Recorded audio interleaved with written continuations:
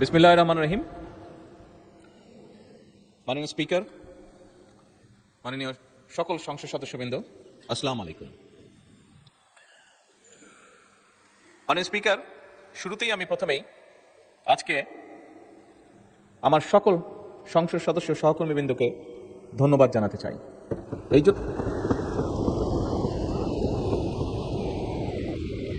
আমি এই জন্য ধন্যবাদ জানাতে চাই মাননীয় স্পিকার যে আমরা 18 ফেব্রুয়ারি থেকে যখন এই সংসদ শুরু করলাম, আমরা তারপর থেকে বিভিন্ন চড়াই উতরাই পেরিয়ে আমরা আজকে এখানে এসেছি। আমরা উভয় পক্ষ এবং আমাদের মধ্যে বিভিন্ন বিষয়ে আলোচনা হয়েছে, আমাদের মধ্যে বিভিন্ন বিষয়ে ঐক্যমত হয়েছি, আমাদের মধ্যে বিভিন্ন বিষয়ে দ্বিমত হয়েছে। কিন্তু তারপরেও আমি মনে করি, দৃঢ়ভাবে আমি আজকে এখানে দাঁড়িয়ে বিশ্বাস করি যে আমরা মনে হয় দেশের মানুষের সামনে একটি আশা তুলে ধরতে পেরেছি।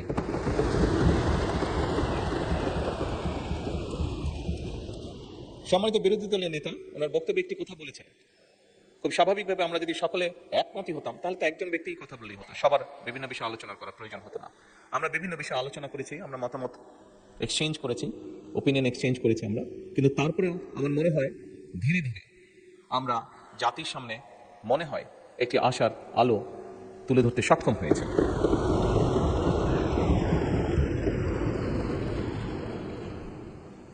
মাননীয় স্পিকার, আমরা যে কাজটি করতে সক্ষম হয়েছি এটা যে শুধুমাত্র আমাদের নিজেদের জন্যই করতে সক্ষম হয়েছি তার জন্য নয়, তা নয়। আমি মনে করি এটিতে সবচেয়ে বড় যদি ক্রেডিট দিতে হয় তাহলে এই দেশের সাধারণ মানুষ যারা আছে, এই দেশের নাগরিক যারা আছে, 20 কোটি মানুষ, তাদের প্রত্যেককে এই ক্রেডিটটা দেওয়া উচিত। কারণ তাদের সহযোগিতার কারণেই আজকে আমরা উভয় পক্ষ এখানে বসে সুন্দরভাবে আলোচনা করে দেশকে একটি সামনের দিকে নিয়ে যাবার পথ হয়তো তৈরি করতে পারছি। মাননীয় স্পিকার, এখানে প্রত্যেকটি মানুষ, দেশের বিবেকবান প্রত্যেকটি মানুষ, প্রত্যেকটি শ্রেণী পেশার মানুষ ওয়াকিফাল আছেন যে কি প্রেক্ষাপটে যখন 5ই আগস্ট ঘটেছিল তখন দেশের রাজনৈতিক অবস্থা, দেশের সামাজিক অবস্থা, দেশের অর্থনীতি, দেশের শিক্ষা, স্বাস্থ্য, যাই বলি না কেন, একটি দেশকে ঘিরে প্রত্যেকটি কি শোচনীয় অবস্থায় ছিল। সেখান থেকে পর্যায়ক্রমিকভাবে আমরা দেশে একটি গণতান্ত্রিক অবস্থা তৈরি করতে সক্ষম হয়েছি, যেখানে সংসদে বসে প্রত্যেকটি সদস্য, রাজনৈতিক দলের সদস্যই হোক, ইন্ডিপেন্ডেন্ট বা স্বতন্ত্র সদস্যই হোক না কেন, প্রত্যেকটি সদস্য বসে সিভিলাইজড ওয়েতে, সভ্যভাবে আমরা দেশের মানুষের স্বার্থ নিয়ে আলোচনা করছি এবং সিদ্ধান্ত গ্রহণ করছি। আমরা সেজন্যই আমি সকলকে আবার আন্তরিকভাবে ধন্যবাদ জানাতে চাই। মাননীয় স্পিকার, স্বাভাবিকভাবেই দেশের আইন কানুন, রাষ্ট্র ব্যবস্থা, সরকার ব্যবস্থা, সংসদীয় ব্যবস্থা, যেভাবে যেটাই বলি না কেন, আজকে যে কারণে আমরা সকলে এখানে একত্রিত সেটি হচ্ছে বাজেট উপস্থাপন। খুব স্বাভাবিকভাবে রাষ্ট্র ব্যবস্থায় বাজেট একটি অত্যন্ত গুরুত্বপূর্ণ বিষয়। মাননীয় স্পিকার, সংসদের সময় অত্যন্ত মূল্যবান। আমরা দেশের অতীত, বর্তমান, ভবিষ্যৎ নিয়ে অনেক আলোচনা করেছি, অনেক বক্তব্য রেখেছি। অতীত কি হয়েছে, ভালো মন্দ কি হয়েছে, আমি সেই ডিবেটে আর যাব না। আমাদেরকে অবশ্যই সামনে চলতে হবে। আমাদেরকে অবশ্যই, আমরা অতীতে দেখেছি দুঃখজনকভাবে একটি চিত্র বারবার দেখেছি আমরা, সেটি হচ্ছে যত আমরা ভবিষ্যৎ নিয়ে আলোচনা করেছি তার থেকে বেশি আমরা অতীত নিয়ে আলোচনা করেছি।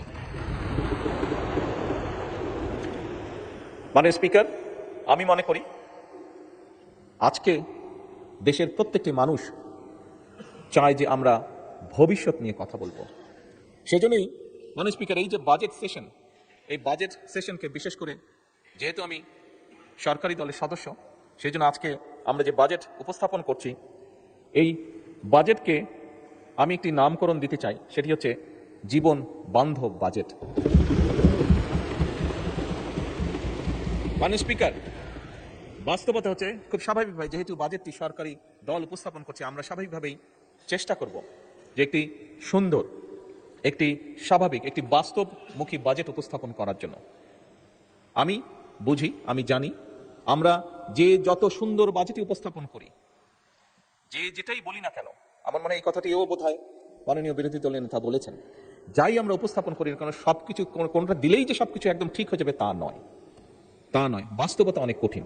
তারপরেও বিভিন্ন বিষয় বিবেচনা করে মানে স্পিকার, যে বাজেটটি আমরা এখানে উপস্থাপন করেছি সেটি অবশ্যই আমরা চেষ্টা করেছি আমাদের সর্বোচ্চ দিয়ে, আমাদের সর্বোচ্চ বুদ্ধি বিবেক জ্ঞান দিয়ে আমরা চেষ্টা করেছি এমন একটি বাজেট উপস্থাপন করতে, যেই বাজেটটি শ্রেণী পেশা সমাজের সকল মানুষ কিছুটা হলেও স্বস্তির শ্বাস ফেলতে পারে।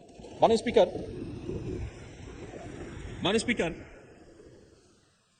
এই বাজেটটি যেদিন উপস্থাপন করা হয়, মাননীয় অর্থমন্ত্রী যখন বাজেটটি উপস্থাপন করেছিলেন, অনেকগুলো বিষয়ের মধ্যে আমরা দেখেছিলাম সেদিন আমাদের বোনেরা একটি বিষয়ে জানার পরে অত্যন্ত জোরালোভাবে শুভেচ্ছা জানিয়েছেন উভয় পক্ষের। সেটা হচ্ছে যে নিত্য প্রয়োজনীয় যেসব জিনিস আছে, নিত্য প্রয়োজনীয় বলতে যা আমরা সাধারণত বুঝে থাকি, এরকম 61 পণ্যের উপর বলা যায় সম্পূর্ণভাবে আগে যা ট্যাক্স ছিল সেগুলো প্রত্যাহার করে নেওয়া হয়েছিল।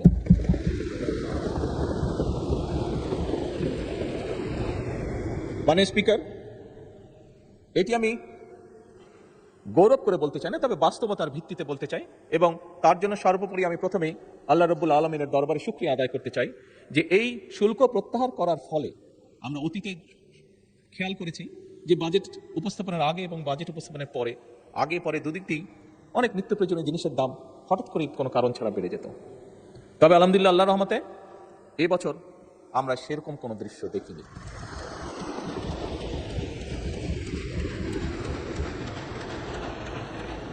মাননীয় স্পিকার, একটি রাজনৈতিক দল হিসেবে, একটি রাজনৈতিক সরকার হিসাবে আমরা মনে করি আমাদের জনগণের প্রতি যে দায়িত্ব তার একটু হলেও আমরা হয়তো পূরণ করতে সক্ষম হয়েছি, কিছুটা হলেও আমরা জনগণকে রিলিফ দিতে পেরেছি।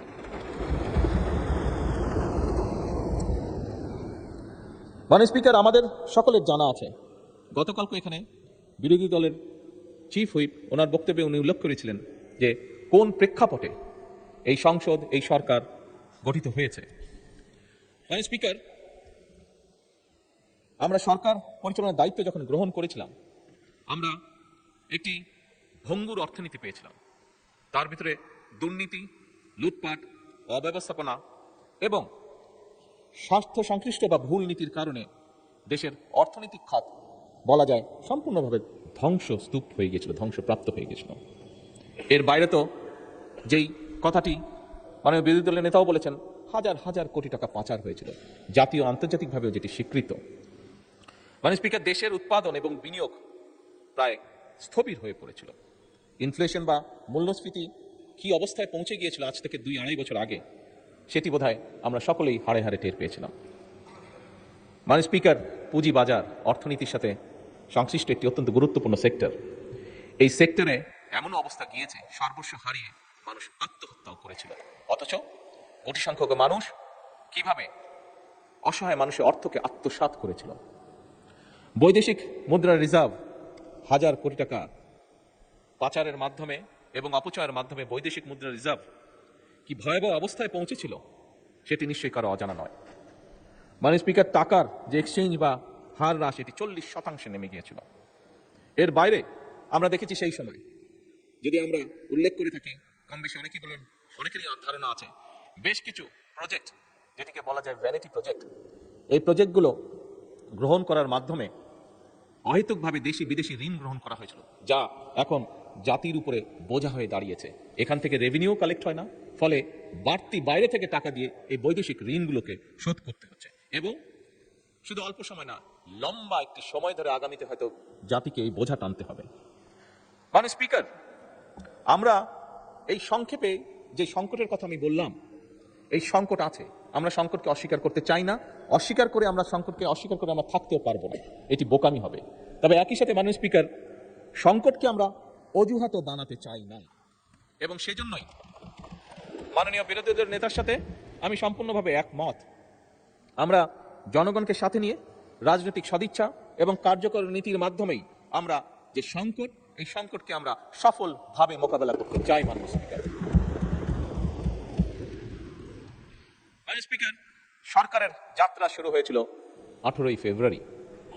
যাত্রা শুরু করার সাথে সাথে, কাজ শুরু করার সাথে সাথে আমাদেরকে রমজান যেরকম ম্যানেজ করতে সামাল দিতে হয়েছে, যাতে করে নিত্য প্রয়োজনীয় সকল কিছু মানুষের ক্রয় ক্ষমতার ভিতরে অন্তত থাকে যতটুকু সম্ভব। একই সাথে মাননীয় স্পিকার, এই ভঙ্গুর যে অর্থনীতির সংক্ষেপ চিত্র আমি তুলে ধরলাম, যা সম্পর্কে আমাদের প্রত্যেকের কম বেশি ধারণা আছে, এইটি সাথে নিয়ে আমাদেরকে হঠাৎ করে মধ্যপ্রাচ্য সংকটকেও মোকাবেলা করতে হয়েছে। এবং আমরা দেখেছি কিছু মানুষ খুব কষ্টের শিকার যারা হয়েছেন, হঠাৎ করে তেলের যে সমস্যাটা সারা বিশ্বে তৈরি হয়েছিল এবং সেই তেলের যোগান দিতে গিয়ে আমাদের অর্থনীতির উপর একটি বিশাল চাপ তৈরি হয়েছিল। এবং এই বিশাল চাপটি যে তৈরি হয়েছিল মাননীয় স্পিকার, এটি নিশ্চয়ই আমরা পত্রপত্রিকা বা সোশ্যাল মিডিয়ার মাধ্যমে দেখেছি, সাধারণ মানুষই সেটি বুঝেছেন। সেটি বোঝার জন্য কোনো বড় অর্থনীতিবিদ হওয়ার প্রয়োজন নেই। মাননীয় স্পিকার, এরকম একটি পরিস্থিতির ভিতর দিয়েই আমাদেরকে আজকের এই বাজেটকে প্রণয়ন করতে হচ্ছে, এই বাজেটকে উপস্থাপন করতে, এই বাজেটকে তৈরি করতে হয়েছে। মাননীয় স্পিকার, বিভিন্ন অর্থনৈতিক সংকট, দুর্নীতি, পাচার সবকিছুকে সামনে রেখেই এই বাজেট আমাদেরকে প্রণয়ন করতে হয়েছে। মাননীয় স্পিকার, আগেই আমি বলেছি যে আমরা একটি রাজনৈতিক দল। 12ই ফেব্রুয়ারি অবাধ এবং সুষ্ঠু নির্বাচনের মাধ্যমে বাংলাদেশের মানুষ আমাদেরকে দায়িত্ব অর্পণ করেছে, আমাদেরকে তারা দায়িত্ব দিয়েছে।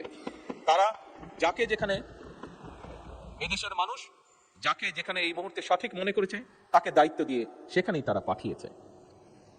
মাননীয় স্পিকার, যে আস্থা মানুষ আমাদের উপর রেখেছে, সেই আস্থা বা দায়িত্ব রক্ষা করা, পালন করা আমাদের পবিত্র দায়িত্ব। এবং দেশের স্বার্থ রক্ষায় আমাদের প্রথম দর্শন হলো সবার আগে বাংলাদেশ।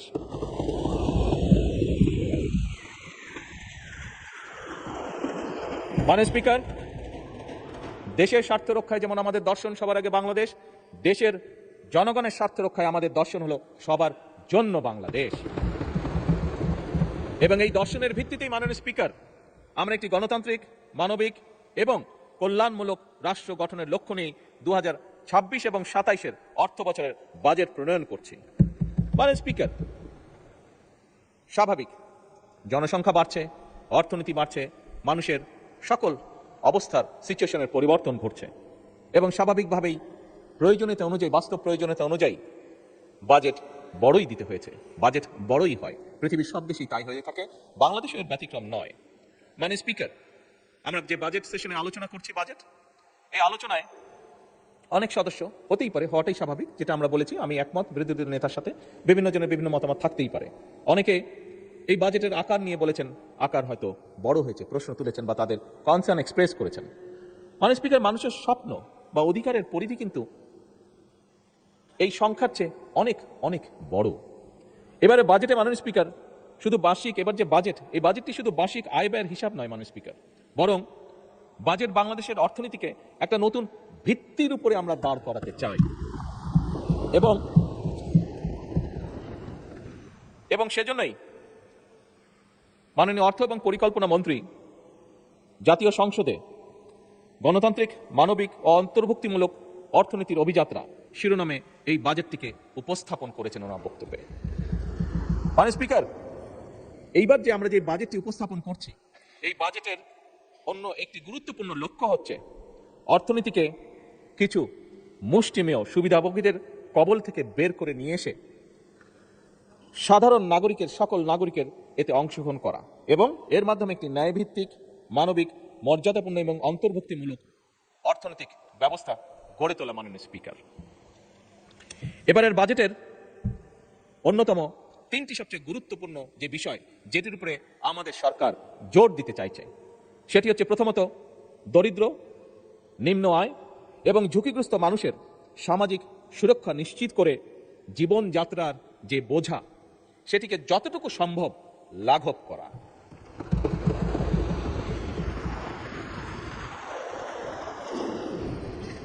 মাননীয় স্পিকার, মাননীয় বিরোধী দলের নেতা একটি কথা বলেছেন, স্বাভাবিকভাবে রাজনীতিতে থাকে, উনি বলেছেন কুচিকাটা করার কথা রাজনৈতিক ভাষায়, হ্যাঁ, কুচি কুচি করা উনি বলেছেন বিভিন্ন বক্তব্যে, বিবৃতির মাধ্যমে।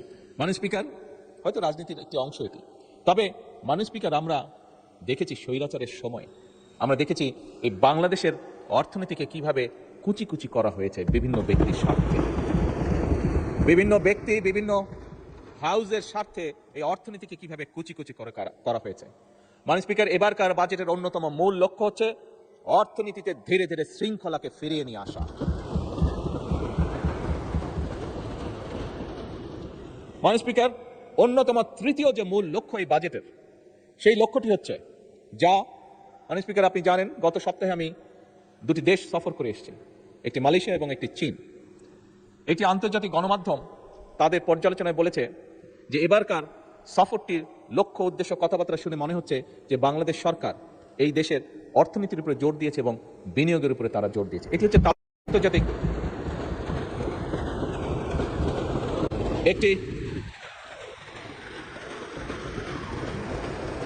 একটি আন্তর্জাতিক গণমাধ্যমের অ্যানালাইসিস। মাননীয় স্পিকার, ওনারা সঠিক বলেছেন, আমাদের তৃতীয় এবং সবচেয়ে গুরুত্বপূর্ণ যে লক্ষ্য এই বাজেটে, সেটি হচ্ছে বিনিয়োগ, উৎপাদন এবং কর্মসংস্থানের যে চাকা, সেটিকে সচল এবং শুধু সচলই নয়, সেটিকে বেগবান করা।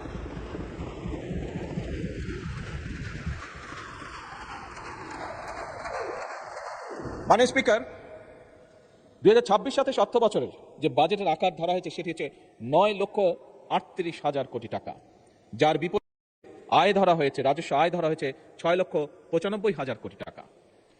মাননীয় স্পিকার, দেশের বর্তমান বাস্তবতা হলো আমাদের সম্পদের সীমাবদ্ধতা রয়েছে, আমরা যত বড় বড় যাই কথা বলি না কেন। সুতরাং আমরা যদি অর্থনৈতিক যে চাকা সেটিকে যদি বেগবান রাখতে হয়, তাহলে অবশ্যই মাননীয় স্পিকার আমাদের বিনিয়োগ এবং বিনিয়োগ প্রয়োজন, এবং এই জন্যই আমরা বিনিয়োগ নির্ভর অর্থনীতি গড়ার কাজ আমরা হাতে নিয়েছি, আমরা উদ্যোগ গ্রহণ করেছি, ইনভেস্টমেন্ট।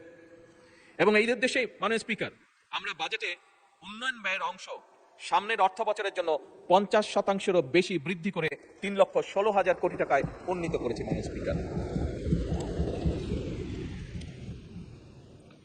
আবার আমি মাননীয় বিরোধী দলের একটি কথাকে কোট করে বলতে চাই যে আমাদের লক্ষ্যই হচ্ছে জনগণের অর্থ জনগণের কল্যাণে উৎপাদনশীল খাতে ব্যয় হবে, এটিই আমাদের নীতি, এটি আমাদের লক্ষ্য।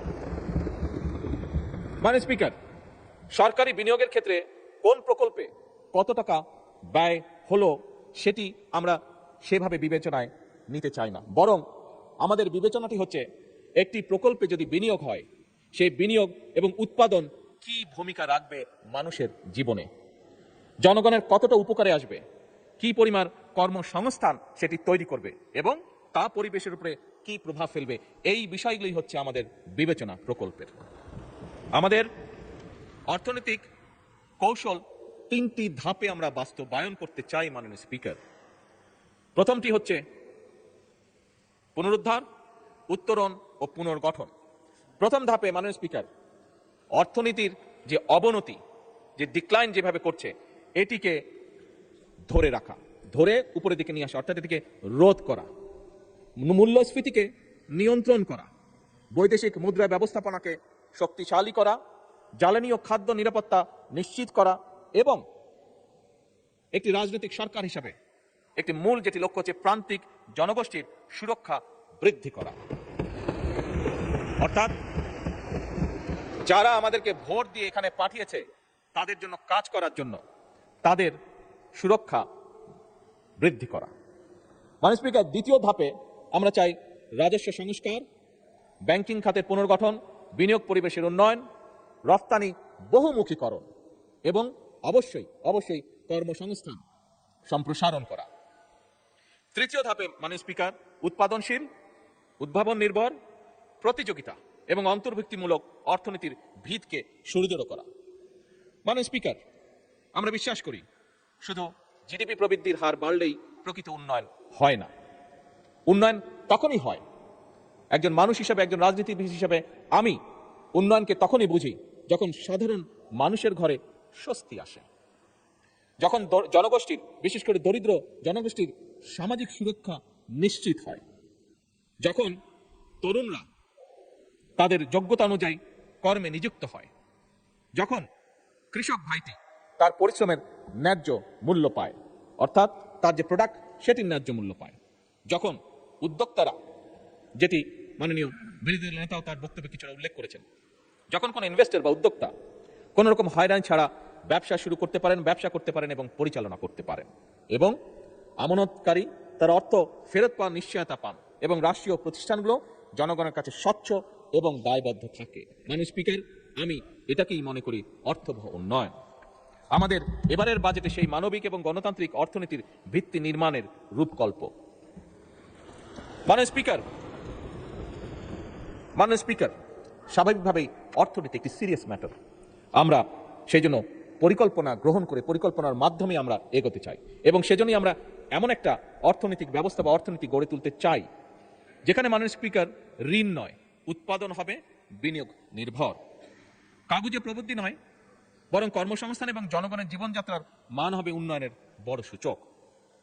মাননীয় স্পিকার, বাংলাদেশ, যে বাংলাদেশকে নিয়ে আমরা অনেক কিছু ভাবি, অনেক চিন্তা করি, এমন একটি বাংলাদেশকে আমরা গড়তে চাই, এমন একটি বাংলাদেশকে আমরা গড়ে তুলতে চাই যেখানে আমাদের তরুণ তরুণরা তারা চাকরির জন্য বছরের পর বছর অপেক্ষা করবে না, বরং তার মেধা, দক্ষতা এবং উদ্যোক্তা দিয়ে তার যে উদ্যমী যে শক্তিটি আছে সেটি দিয়ে নিজেই নিজের কর্মসংস্থান সৃষ্টি করতে পারবে। এবং মাননীয় স্পিকার,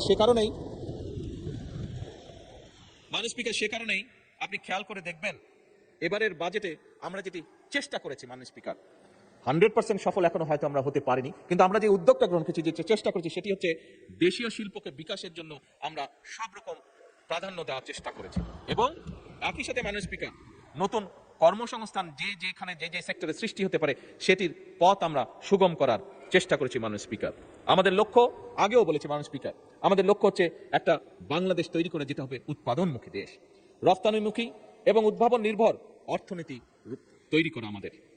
এবং এ কারণেই কিন্তু মাননীয় স্পিকার, এখানেও আমি বলেছি, আমাদের শিল্পমন্ত্রী উনিও ওনার একটি বক্তব্যে কয়েকদিন আগে বলেছেন, আমরা যে সকল বাস্তবায়নের জন্য এই অর্থনীতির যে গতি চাকা, এটিকে বেগবান করার জন্য মাননীয় স্পিকার আমরা বন্ধ এবং রুগ্ন যে শিল্প কারখানাগুলো আছে সেগুলো চালু করার বিভিন্ন রকম উদ্যোগ আমরা গ্রহণ করেছি মাননীয় স্পিকার।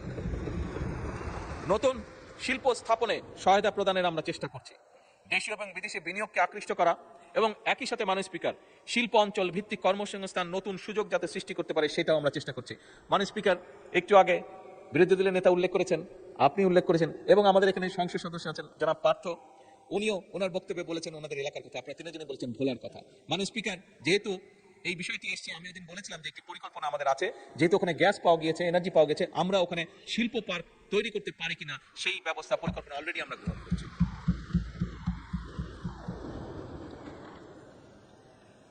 মাননীয় স্পিকার, একজন উদ্যোক্তা যেন সহজে তার ব্যবসা শুরু করতে পারেন এবং বাণিজ্যের প্রসার ঘটাতে পারেন, সেজন্য যে সকল আইন কানুন আছে বর্তমানে এই বাজেটের মাধ্যমে আমরা সেই আইন কানুনগুলোকে সহজ করে সে যাতে সহজে লোন বা ফান্ডিং পেতে পারে সেটাকেও উদ্যোগ গ্রহণ করা হয়েছে। এবং একই সাথে মাননীয় স্পিকার, উৎপাদিত যে পণ্য সেটার বাজার বৃদ্ধিতে সহায়তা করার যে সকল বাস্তব পদক্ষেপ গ্রহণ করা যায় আমরা সেই পদক্ষেপগুলো গ্রহণ করছি পর্যায়ক্রমিকভাবে মাননীয় স্পিকার। মাননীয় স্পিকার, এগুলো তো গেল প্রচলিত শিল্পের কথা। কতগুলো শিল্প আছে যেগুলো নিয়ে সাধারণত আমরা কথা বলি না, হয়তো সেমিনার সিম্পোজিয়ামে আমরা সেগুলো নিয়ে আলাপ করি, কিন্তু এই শিল্পগুলোর গুরুত্ব কিন্তু অপরিসীম, আমরা সেভাবে দেখি না বা চিন্তা করি না বলে আমরা সেটা হয়তো অনেক সময় বুঝে উঠতে পারি না। এই শিল্পগুলোর সাথে বিরাট একটি অংশ জড়িত আছে, যার মধ্যে বিরাট একটি অংশ হচ্ছেন আমাদের মা বোনেরা, একই সাথে অনেক তরুণ তরুণীও এই শিল্পগুলির সাথে জড়িত মাননীয় স্পিকার। এবং এই খাতটির যে নামে পরিচিত সেটিকে বলে ক্রিয়েটিভ ইকোনমি। মাননীয় স্পিকার, কেউ হয়তো জিজ্ঞেস করতে পারেন এই ক্রিয়েটিভ ইকোনমির মধ্যে কারা কারা পড়তে পারে। এর মধ্যে মাননীয় স্পিকার চলচ্চিত্র পড়ে, থিয়েটার পড়ে, সঙ্গীত পড়ে, ডিজিটাল কন্টেন্ট পড়ে, ওটিটি পড়ে, গেমিং পড়ে, ডিজাইন পড়ে, ফ্যাশন পড়ে, সফটওয়্যার পড়ে, পর্যটন, এমনকি খেলাধুলা, এই সকল সেক্টরগুলি এর মধ্যে মোটামুটিভাবে ইনক্লুডেড। মাননীয় স্পিকার, এই সেক্টরগুলোর মধ্যে লক্ষ কোটি মানুষ জড়িত, আমরা এই সেক্টরগুলোর উপরে জোর দিতে চাই এবং এখান থেকে এই সেক্টরগুলোকে আমরা আরো ভাইব্রেন্ট করে গড়ে তুলতে চাই। এবং সে কারণে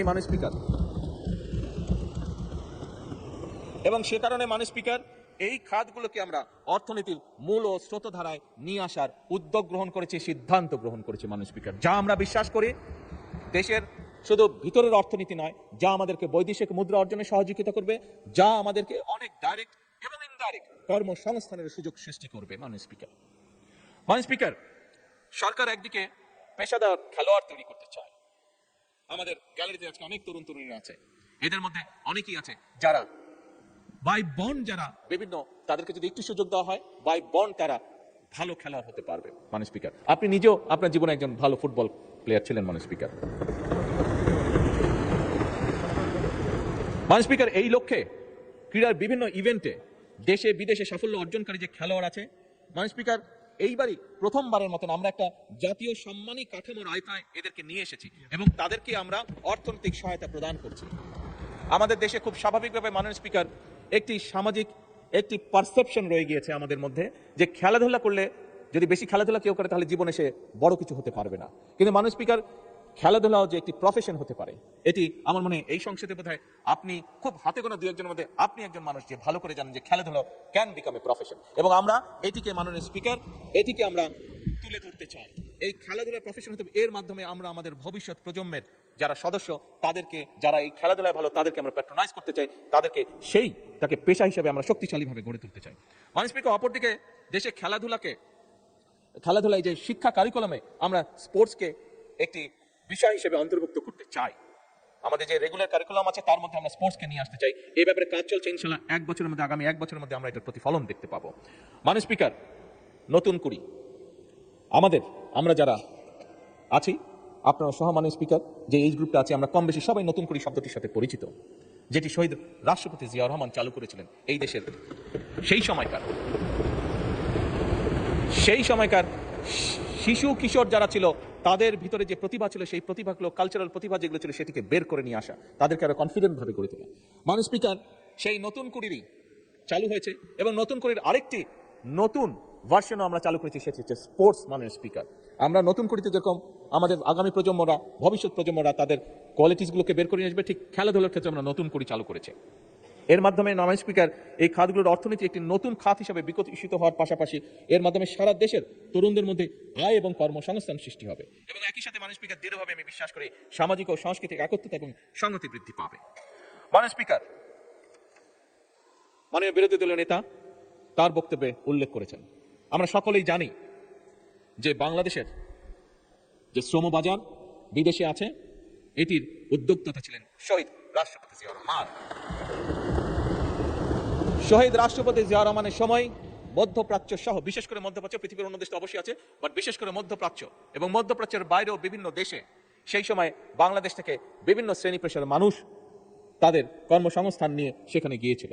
মাননীয় স্পিকার, শহীদ জিয়ার সেই ধারাবাহিকতাকে রক্ষা করে বর্তমান সরকার বৈশ্বিক শ্রমবাজারে আরো বেশি সংখ্যক দক্ষ জনশক্তি জন্য নতুন নতুন বৈদেশিক কর্মসংস্থানের সুযোগ সৃষ্টি করার চেষ্টা করছে মাননীয় স্পিকার।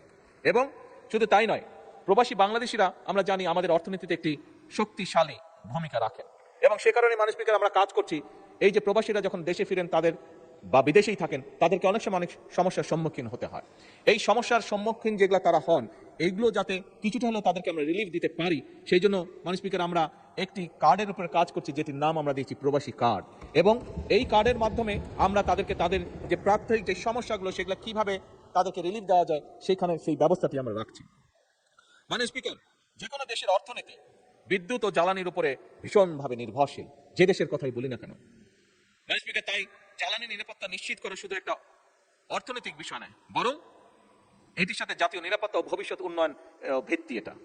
মাননীয় স্পিকার, বর্তমান সরকার দায়িত্ব গ্রহণের সময় এমন একটি জ্বালানি খাত পেয়েছে, যেটি নিয়ে গতকালকে আমরা এই সংসদে আলোচনা করেছি, যেই খাতের মাননীয় স্পিকার সীমাহীন দুর্নীতি ঘটেছে, সীমাহীন এমন দুর্নীতি ঘটেছে মাননীয় স্পিকার, ঘটনাগুলো জানলে রীতিমতো গা শিউরে ওঠে, কিভাবে এই দেশের জনগণের অর্থর অপচয় করা হয়েছে। দীর্ঘদিনের ভুল ও প্ল্যানহীন বা অপরিকল্পিত সিদ্ধান্ত অথবা উদ্দেশ্যমূলক ব্যয়বহুল চুক্তি এবং দেশীয় অনুসন্ধানে চরমভাবে অবহেলা করা হয়েছে। বিভিন্ন বিদেশি কোম্পানিকে বিভিন্ন ফিল্ডগুলো দিয়ে দেওয়া হয়েছে, আমাদের নিজেদের যে বাপিস আছে সেটিকে কোনো রকম উৎসাহ দেওয়া হয়নি, সেটির জন্য কোনো রকম কাজ করা হয়নি, শুধুমাত্র নিজেদের স্বার্থে, রাজনৈতিক স্বার্থে, ক্ষমতা ধরে রাখার স্বার্থে বিদেশি কিছু কোম্পানিকে সেই সুযোগগুলো দেওয়া হয়েছিল। মাননীয় স্পিকার, এই খাত বহুমাত্রিক সংকটে নিমজ্জিত। বর্তমান সরকার জ্বালানি খাতে শৃঙ্খলা প্রতিষ্ঠা করতে সব রকমের উদ্যোগ গ্রহণ করেছে। মধ্যপ্রাচ্য সংকট আমাদের সামনে মাননীয় স্পিকার আরেকবার প্রমাণ করেছে যে আমদানি নির্ভর জ্বালানি ব্যবস্থা আমাদের জন্য কতটা ঝুঁকিপূর্ণ, বা যে কোনো দেশের জন্য কতটা ঝুঁকিপূর্ণ। এবং সেই কারণে সরকার জ্বালানির উৎস বহুমুখীকরণ, দেশীয় গ্যাস অনুসন্ধান, রিনিউয়েবল এনার্জির সম্প্রসারণ, জাতীয় গ্রিডকে মডার্নাইজ করা, জ্বালানি দক্ষতা বৃদ্ধির উপরে আমরা গুরুত্ব আরোপ দিয়েছি। কারণ আমরা যেই $1 ট্রিলিয়ন ইকোনমিকে এইম করছি, সেটিকে যদি আমাদের বাস্তবায়ন করতে হয় মাননীয় স্পিকার, তাহলে অবশ্যই আমাদেরকে এনশিওর করতে হবে যাতে নির্বিঘ্ন জ্বালানি সাপ্লাই অব্যাহত থাকে। মাননীয় স্পিকার, বাংলাদেশ একসময় বাংলাদেশের অর্থনীতি বলতে প্রথমেই যেই চিত্রটি বা যেই সেক্টরটি আমাদের সামনে উঠে আসতো সেটি হচ্ছে কৃষি। এই অর্থনীতিকে, কৃষি নির্ভর যে অর্থনীতি আমাদের, এটিকে চাঙ্গা রাখার এছাড়া আমাদের কোনো বিকল্প আমাদের সামনে নেই। সেজন্যই মাননীয় স্পিকার, কৃষি এবং কৃষককে বাঁচানোর জন্য এই সরকার যতটুকু যা যা করা প্রয়োজন একটি সরকারের পক্ষে আমরা আমাদের অবস্থান থেকে চেষ্টা করছি প্রত্যেকটি ব্যবস্থা গ্রহণ করার জন্য। এবং সে কারণেই মাননীয় স্পিকার সে কারণেই নিশ্চয়ই এখানে আপনি সহ সকল সংসদ সদস্যের মনে আছে নির্বাচনের সময় আমরা এই দেশের কৃষক ভাইদের কাছে একটি ওয়াদা করেছিলাম যে আমরা যদি সরকার গঠনে সক্ষম হই তাহলে সেই সময় 10,000 টাকা পর্যন্ত কৃষি ঋণ যাদের ছিল সুদ সহ সেই ঋণ আমরা মওকুফ করব। মাননীয় স্পিকার, আল্লাহ রাব্বুল আলামিনের কাছে অশেষ কৃতজ্ঞতা প্রকাশ করি। আল্লাহ রাব্বুল আলামিন আমাদের সেই সুযোগটা দিয়েছেন এবং সরকার গঠন করার প্রথম সপ্তাহে প্রথম ক্যাবিনেট মিটিংয়ে আমরা সিদ্ধান্ত গ্রহণ করে 10,000 টাকা পর্যন্ত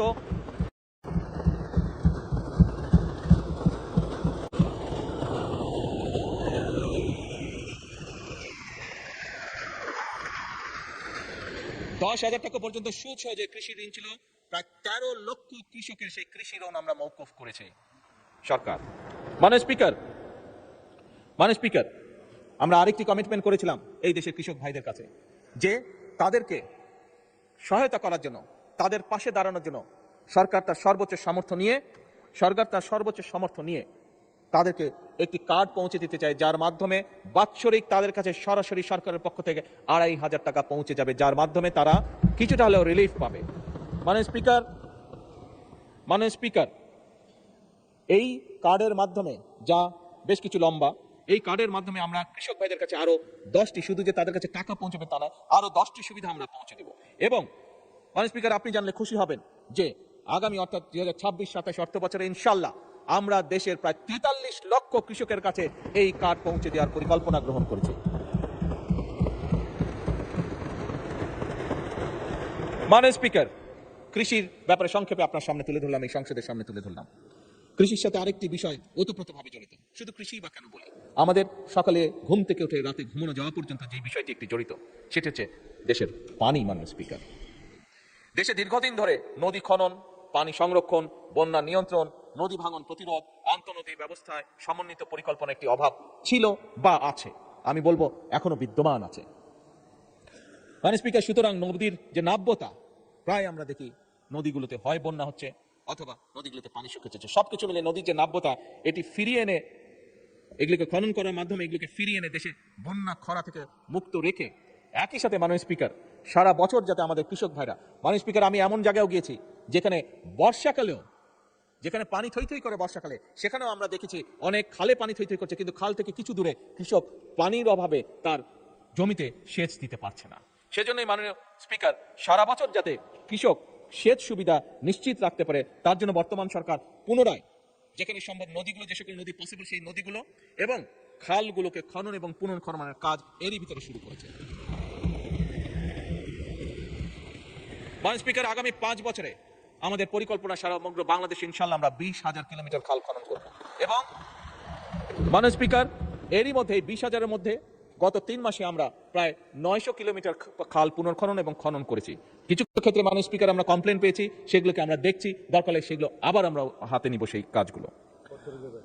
মাননীয় স্পিকার, আমাদের সংসদ সদস্যরা, বিশেষ করে দেশের উত্তরাঞ্চল থেকে যে সকল সংসদ সদস্য নির্বাচিত হয়েছেন, সেটি রাজশাহী হোক অথবা সেটি রংপুর বিভাগ হোক না কেন, প্রত্যেকেরই দুটি বড় কনসার্ন হচ্ছে পানি, পদ্মা, তিস্তা। মাননীয় স্পিকার, বিএনপি সরকার বরাবরই কৃষি বা কৃষি বান্ধব সরকার। বিএনপি সরকার যখনই সুযোগ পেয়েছে দেশ পরিচালনার সকল সময় নিশ্চিত করার চেষ্টা করেছে যে আমরা দেশের মানুষের পানি যাতে নিশ্চিত রাখতে পারি, পানির প্রবাহ। এবং সে কারণে মাননীয় স্পিকার, বর্তমান সরকার পদ্মা ব্যারেজ নির্মাণের উদ্যোগ গ্রহণ করেছে, যা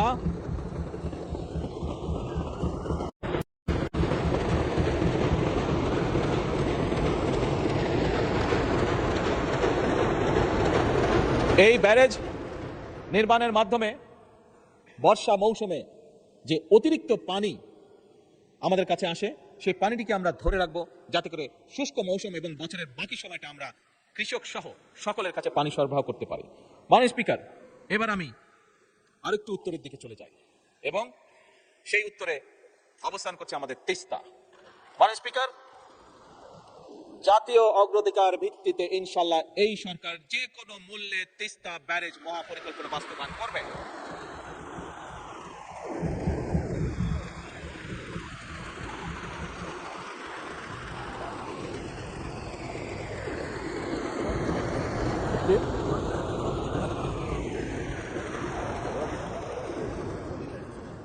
মাননীয় স্পিকার, একটি দেশের জন্য শিক্ষিত, দক্ষ এবং নৈতিক মূল্যবোধ সম্পন্ন মানুষ হচ্ছে সবচেয়ে বড় সম্পদ একটি দেশের জন্য। আমরা দেখেছি ফ্যাসিবাদের ১.৫ দশকে কিভাবে শিক্ষা ব্যবস্থাকে একদম পরিকল্পিতভাবে ধ্বংস করে দেওয়া হয়েছিল। মাননীয় স্পিকার, আমরা এডুকেশন ফার্স্ট। মাননীয় স্পিকার, আপনি জানেন ভালো করে, কয়েকদিন আগে আমি যখন মালয়েশিয়া ট্যুরে গিয়েছিলাম, এয়ারপোর্ট থেকে যখন আমরা শহরে যাচ্ছি, আমাদেরকে যখন নিয়ে যাচ্ছে, তখন এয়ারপোর্ট থেকে বেরোতেই বিশাল বড় এক সাইনবোর্ড, সেই সাইনবোর্ডের মধ্যে লেখা ছিল এডুকেশন ফার্স্ট। মাননীয় স্পিকার, এই নীতিতে তারা বিশ্বাস করে, বোঝা গেল তাদের যে পরিবর্তন, সেই পরিবর্তন এ কারণেই, কারণ তারা বিশ্বাস করে এডুকেশন ফার্স্ট। মাননীয় স্পিকার, আমি এবং আমরা সমগ্র জাতি আমরা বিশ্বাস করতে চাই এডুকেশন ফার্স্ট নীতি বাস্তবায়নে।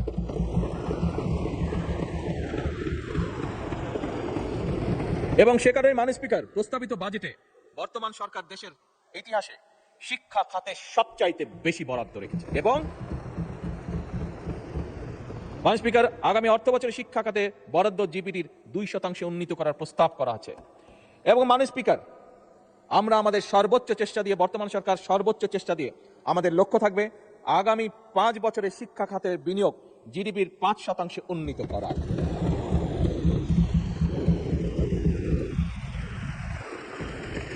মাননীয় স্পিকার, আপনি আপনার পরিবার, আপনার সমাজ ব্যবস্থা, আমরা আমাদের পরিবার সমাজ ব্যবস্থায় প্রায় দেখি আমাদের আত্মীয় স্বজন পরিবারের অনেক ইয়াং সদস্য সার্টিফিকেট নিয়ে এসেছে, কিন্তু এই সার্টিফিকেট নিয়ে মাসের পর মাস, বছরের পর বছর সে কর্মসংস্থানের জন্য ঘুরে বেড়াচ্ছে, কিন্তু বেচারা একটি কর্মসংস্থানের ব্যবস্থা করতে পারছে না। মাননীয় স্পিকার, আমরা এই সার্টিফিকেট সিস্টেম, হ্যাঁ সার্টিফিকেট অবশ্যই থাকবে, কিন্তু এই সার্টিফিকেটে নির্ভর যে শিক্ষা সিস্টেম, এটির আমরা পরিবর্তন করতে চাই মাননীয় স্পিকার। এবং এই পরিবর্তনের মাধ্যমে মাননীয় স্পিকার, আমরা কারিগরি শিক্ষার মাধ্যমে একটি কর্মমুখী শিক্ষা ব্যবস্থা গড়ে তুলতে চাই, যেখানে একজন তরুণ, একজন যুবক শুধু সার্টিফিকেটের উপরে নির্ভরশীল থাকবে না, বরং তার এমন কোয়ালিটি থাকবে যেটার মাধ্যমে সে নিজে কনফিডেন্ট থাকবে যে শুধু সার্টিফিকেট আছে এটাই তার ভরসা হবে না, তার নিজের যোগ্যতা, তার নিজের কোয়ালিফিকেশনের উপরে তার নির্ভরতা থাকবে, তার আত্মবিশ্বাস থাকবে এবং সে নিজের পায়ে জীবনে উঠে দাঁড়াতে পারবে। এবং সে কারণে মাননীয় স্পিকার, আমরা ক্লাস 6 থেকে পর্যায়ক্রমিকভাবে কারিগরি শিক্ষা, বাংলা এবং ইংরেজির পাশাপাশি তৃতীয় ভাষা শিক্ষা আমরা ইন্ট্রোডিউস করতে চাই। মাননীয় স্পিকার, আমার চায়না সফরে আমি সেই দেশের সরকারকে বলেছি যে আমরা চাই, কারণ স্বাভাবিকভাবে তাদের অর্থনীতির পরিধি বাড়ছে এবং তাদের প্রয়োজন হচ্ছে, এখন তাদের দেশে অনেকগুলো বিজনেস সাবজেক্ট আছে যেখানে তাদের মানুষের আজ কাজ করে না, কারণ তাদের লাইফ স্ট্যান্ডার্ড বেড়ে গেছে। তাদের বিদেশ থেকে আস্তে আস্তে এমন পরিস্থিতি আছে যে মধ্যপ্রাচ্যের মতন তারাও বিদেশ থেকে মানুষ নিতে চাইছে, যে সেই কাজগুলো তারা করবে। এবং মাননীয় স্পিকার, আমি যখন তাদেরকে, এই কারণে তাদেরকে যখন বলেছি যে আমরা চাই আমাদের ছেলে মেয়েদেরকে ম্যান্ডারিন ল্যাঙ্গুয়েজ শেখাতে, তারা অত্যন্ত খুশি হয়েছে এবং তারা বলেছে তারা তাদের ল্যাঙ্গুয়েজ তারা এখানে শেখাবে। মাননীয় স্পিকার, আমি যা দেখে এসেছি, আমার সফরে আমি যা দেখে এসেছি, যে আমরা যদি আমাদের সন্তানদেরকে তৃতীয় ভাষা হিসেবে কয়েকটি ভাষার মধ্যে যদি, যেহেতু আসলে আমি মাত্র চায়না থেকে এসেছি সেই জন্য ম্যান্ডারিনের কথাটি বলেছি, এই ভাষা আমরা শেখাতে পারি, আমি ব্যক্তিগতভাবে দৃঢ়ভাবে বিশ্বাস করি আমাদের প্রজন্মের বহু মানুষকে আমরা সুন্দর একটি ভবিষ্যৎ তৈরি করে দিতে সক্ষম হব। মাননীয় স্পিকার, একই সাথে মাননীয় স্পিকার, শুধু ম্যান্ডারিন না, এর বাইরে জাপানিজ আছে, এর বাইরে আমরা ফ্রেঞ্চ আছে, জার্মান আছে, অ্যারাবিক আছে, এই ভাষাগুলো আমরা ইন্ট্রোডিউস করতে চাইছি মাননীয় স্পিকার, থার্ড ল্যাঙ্গুয়েজ হিসেবে। এর বাইরে মাননীয় স্পিকার, ক্রীড়া ও শিক্ষা সংস্কৃতির বিকাশ, আনন্দময় প্রযুক্তি নির্ভর শিক্ষা, one teacher one tab, multimedia classroom, বিনামূল্যে ওয়াইফাই, এই সকল কিছু, একই সাথে প্রাইমারি স্কুলে বাচ্চাদের জন্য স্কুল ড্রেস, এই সবগুলো বিষয় আমরা পর্যায়ক্রমিকভাবে আমাদের শিক্ষা ব্যবস্থাকে, আমাদের শিক্ষার্থীদেরকে, আমাদের ভবিষ্যৎ প্রজন্মদেরকে শক্তিশালীভাবে, দৃঢ়ভাবে, কনফিডেন্টভাবে গড়ে তোলার জন্য এই বাজেটে আমরা এই পদক্ষেপগুলো রেখেছি, যা আমরা পর্যায়ক্রমিকভাবে ধীরে ধীরে বাস্তবায়ন করবো ইনশাআল্লাহ।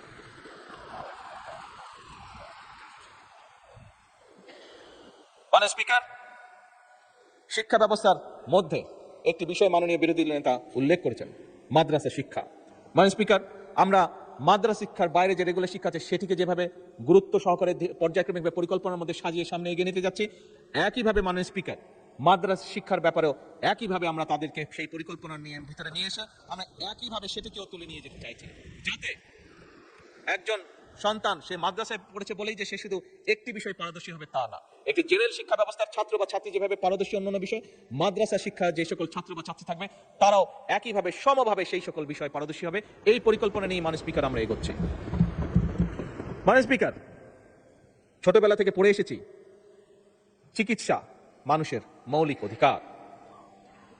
মাননীয় স্পিকার, এই কথাটি আমি আমার সহকর্মীবৃন্দ, আমার অর্থমন্ত্রী, আমরা এই কথাটি দৃঢ়ভাবে মনে প্রাণে বিশ্বাস করি এবং বিশ্বাস করি বলেই মাননীয় স্পিকার এবার বাজেটে সরকার এই চিকিৎসা সেবার উপরে সর্বোচ্চ গুরুত্ব দিয়েছে এবং সর্বোচ্চ বাজেট আমরা অ্যালোকেট করেছি। মাননীয় স্পিকার, এই প্রস্তাবিত যে বাজেট, এই বাজেটে জিডিপির 1.2% প্রস্তাব করা আছে এইবার, কিন্তু ঠিক একইভাবে মাননীয় স্পিকার আগামী 5 বছরে শিক্ষায় যেরকম আমরা জিডিপির 5% বরাদ্দ করতে চাই পর্যায়ক্রমিকভাবে ধীরে ধীরে, একই সাথে আমরা মাননীয় স্পিকার স্বাস্থ্য সেবাতেও আমরা জিডিপির বরাদ্দের 5% পরিকল্পিতভাবে উন্নীত করতে চাই আগামী 5 বছরে।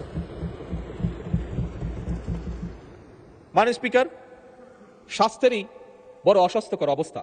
মাননীয় বিরোধী দলের নেতা একটু আগে ওনার বক্তব্যে বলেছেন, আমি ওনার সাথে 101% একমত। এবং সে কারণে মাননীয় স্পিকার আমরা একটা স্বাস্থ্য ব্যবস্থা গড়ে তুলতে চাই, যেই স্বাস্থ্য ব্যবস্থায় আমরা সহজেই প্রত্যেকটা নাগরিকের মিনিমাম স্বাস্থ্য ব্যবস্থা নিশ্চিত করতে পারি। এই একটি স্বাস্থ্য ব্যবস্থা গড়ে তুলতে চাই।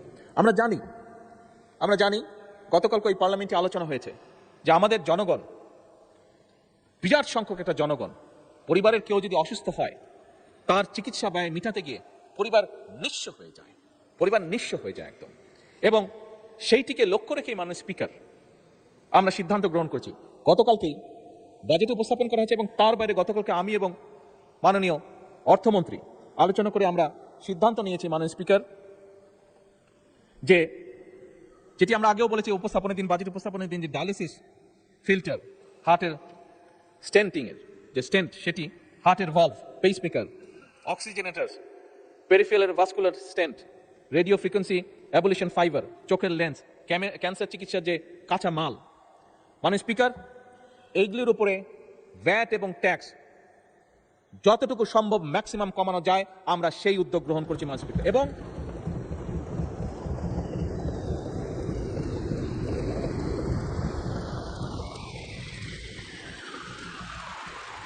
এর ফলে আমরা মাননীয় স্পিকার হিসাব করে দেখেছি একজন মানুষের যদি এখন হার্টে স্টেন্ট করতে 1 লক্ষ টাকা লাগে, এই আগামী পরশুদিন থেকে মাননীয় স্পিকার এই বাজেট পাস হওয়ার সাথে সাথে সেই খরচটি নেমে অলমোস্ট 50%, অর্থাৎ 50% চলে আসবে। মাননীয় স্পিকার, আমার বক্তব্য শুরু করার আগেই বলেছি আমাদের বাজেটের মূল লক্ষ্যই হচ্ছে, আমরা যেহেতু রাজনীতি করি, আমরা যেহেতু রাজনৈতিক দল, আমাদের মূল লক্ষ্যই হচ্ছে যতটুকু সম্ভব দেশের মানুষকে রিলিফ দেওয়া, শ্রেণী বর্ণ নির্বিশেষে সকলকে, এবং সেটির প্রতিফলন মাননীয় স্পিকার আপনি চিকিৎসা খাতে দেখলেন। মাননীয় স্পিকার, চিকিৎসা যে ব্যয়, এই ব্যয়টি কমানোর পাশাপাশি আরেকটি বিষয় আমরা জোর দিয়েছি। এখানে মাননীয় বিরোধী দলের নেতা আছেন, ওনার সাথে আমার প্রথম লন্ডনে দেখা হয়েছিল আজকে থেকে প্রায় 5 বছর আগে। ওনার পরিবারের সদস্যরাও লন্ডনে থাকেন, উনি নিজে একজন চিকিৎসক, খুব সম্ভবত ওনার মেয়েও বোধহয় চিকিৎসক, আমি যতটুকু জানি। ছেলে চিকিৎসক, ওনার সবাই চিকিৎসক। আচ্ছা, ভেরি গুড। মাননীয় বিরোধী দলীয় নেতা অবশ্যই ওয়াকিফাল আছেন, ওনার ধারণা আছে, যেহেতু উনি পরিবারের সাথে দেখা সাক্ষাৎ করার জন্য মাঝে জন্য ইউকেতে যান, আমিও যেহেতু আনফর্চুনেটলি বহুদিন আমাকে থাকতে হয়েছে দেশে আসতে না পারার কারণে। মাননীয় স্পিকার, ইউকের মতন দেশও একটি রিচ কান্ট্রিও দেশের মানুষের স্বাস্থ্যসেবা নিশ্চিত করতে গিয়ে তারা রীতিমতন হিমশিম খাচ্ছে, এবং সে কারণেই তারা এখন একটি নতুন উদ্যোগ গ্রহণ করেছে, এবং সেটা শুধু ইউকেতেই নয়, অল ওভার ইউরোপে এই উদ্যোগটা তারা গ্রহণ করেছে। সেটা হচ্ছে প্রিভেনশন, অর্থাৎ সেটি এখন তারা ইউরোপিয়ান সরকারগুলো প্রিভেনশনের উপর জোর দিচ্ছে। অর্থাৎ একটি মানুষ, হিসাব করে দেখা গিয়েছে যে একটি মানুষ যদি অসুস্থ হয়, যেহেতু ওইসব দেশে সরকার সর্বোচ্চ সবকিছু বহন করে একটি মানুষকে চিকিৎসা দেওয়ার জন্য, সেজন্য তারা হিসাব করে দেখেছে যে একটা মানুষ যদি অসুস্থ হয় তাকে চিকিৎসা দেওয়া, তার পিছিয়ে নার্স, ডাক্তার, হসপিটালের বেড সবকিছু মিলে যে খরচ হয়, কিন্তু তাকে যদি প্রথমেই অ্যাওয়্যার করা যায় যে তুমি এই কাজগুলো থেকে যদি বিরত থাকো তাহলে তুমি এইভাবে অসুস্থ থেকে দূরে থাকবে, অসুস্থ হওয়া থেকে বিরত থাকবে, দেখা গেছে হিসাব করে তাতে খরচ কম হয়। মাননীয় স্পিকার, আমরাও এখন সিদ্ধান্ত গ্রহণ করেছি যে স্বাভাবিকভাবে 20 কোটি মানুষের দেশ, এত মানুষকে চিকিৎসা সুবিধা দিতে গেলে মাননীয় বিরোধী দলের নেতা বলেছেন কিভাবে মানুষ ওয়ার্ড হসপিটালগুলোতে মাটিতে পর্যন্ত শুয়ে থাকে। বিরোধী দলের নেতার জানার জন্য বলছি, আমার কাছে একটি স্ট্যাটিস্টিক্স আছে, সবার জানার জন্য বলছি। হিসাব করে দেখা গেছে মোটামুটি ভাবে হাসপাতালগুলোতে, সারা বাংলাদেশের হাসপাতালগুলোতে মাটিতে শুয়ে থাকে প্রায় 40 লক্ষ মানুষ, 40 লক্ষ মানুষ যাদেরকে বেড দিতে পারে না। এখন এত বিশাল সংখ্যক জনসংখ্যার দেশ, স্বাভাবিকভাবে সরকারের, আমি বলেছি আমার বক্তব্যে, সরকারের সীমাবদ্ধতা আছে সম্পদের, রাষ্ট্রের সীমাবদ্ধতা আছে সম্পদের। সেজন্য আমরা উদ্যোগ গ্রহণ করেছি, আমরা মানুষকে বোঝাবো, মানুষকে অ্যাওয়্যার করবো যে কি অসুখ, কাজ থেকে বিরত থাকলে, খাবার দাবার লাইফস্টাইল ফলো করলে অসুখ থেকে, অসুস্থ থেকে বিরত থাকা যায়, বেঁচে থাকা যায়, নিজে সুস্থ থাকা যায়। এবং সেই জন্যই মাননীয় স্পিকার, আমরা prevention is better then cure এই পলিসি আমরা বাস্তবায়ন করতে চাইছি। এবং সে কারণেই আমরা সমগ্র বাংলাদেশে 1 লক্ষ হেলথ কেয়ারার বা হেলথ ওয়ার্কার নিয়োগ দেওয়ার পরিকল্পনা গ্রহণ করেছে, যারা গ্রামে গ্রামে ঘরে ঘরে যাবে, আমাদের মায়েদেরকে বোঝাবে, বোনেদেরকে বোঝাবে। কারণ মা বোনেরাই পরিবারের স্বাস্থ্য, খাবার দাবার, হাইজিন সবকিছু কম বেশি খেয়াল রাখেন।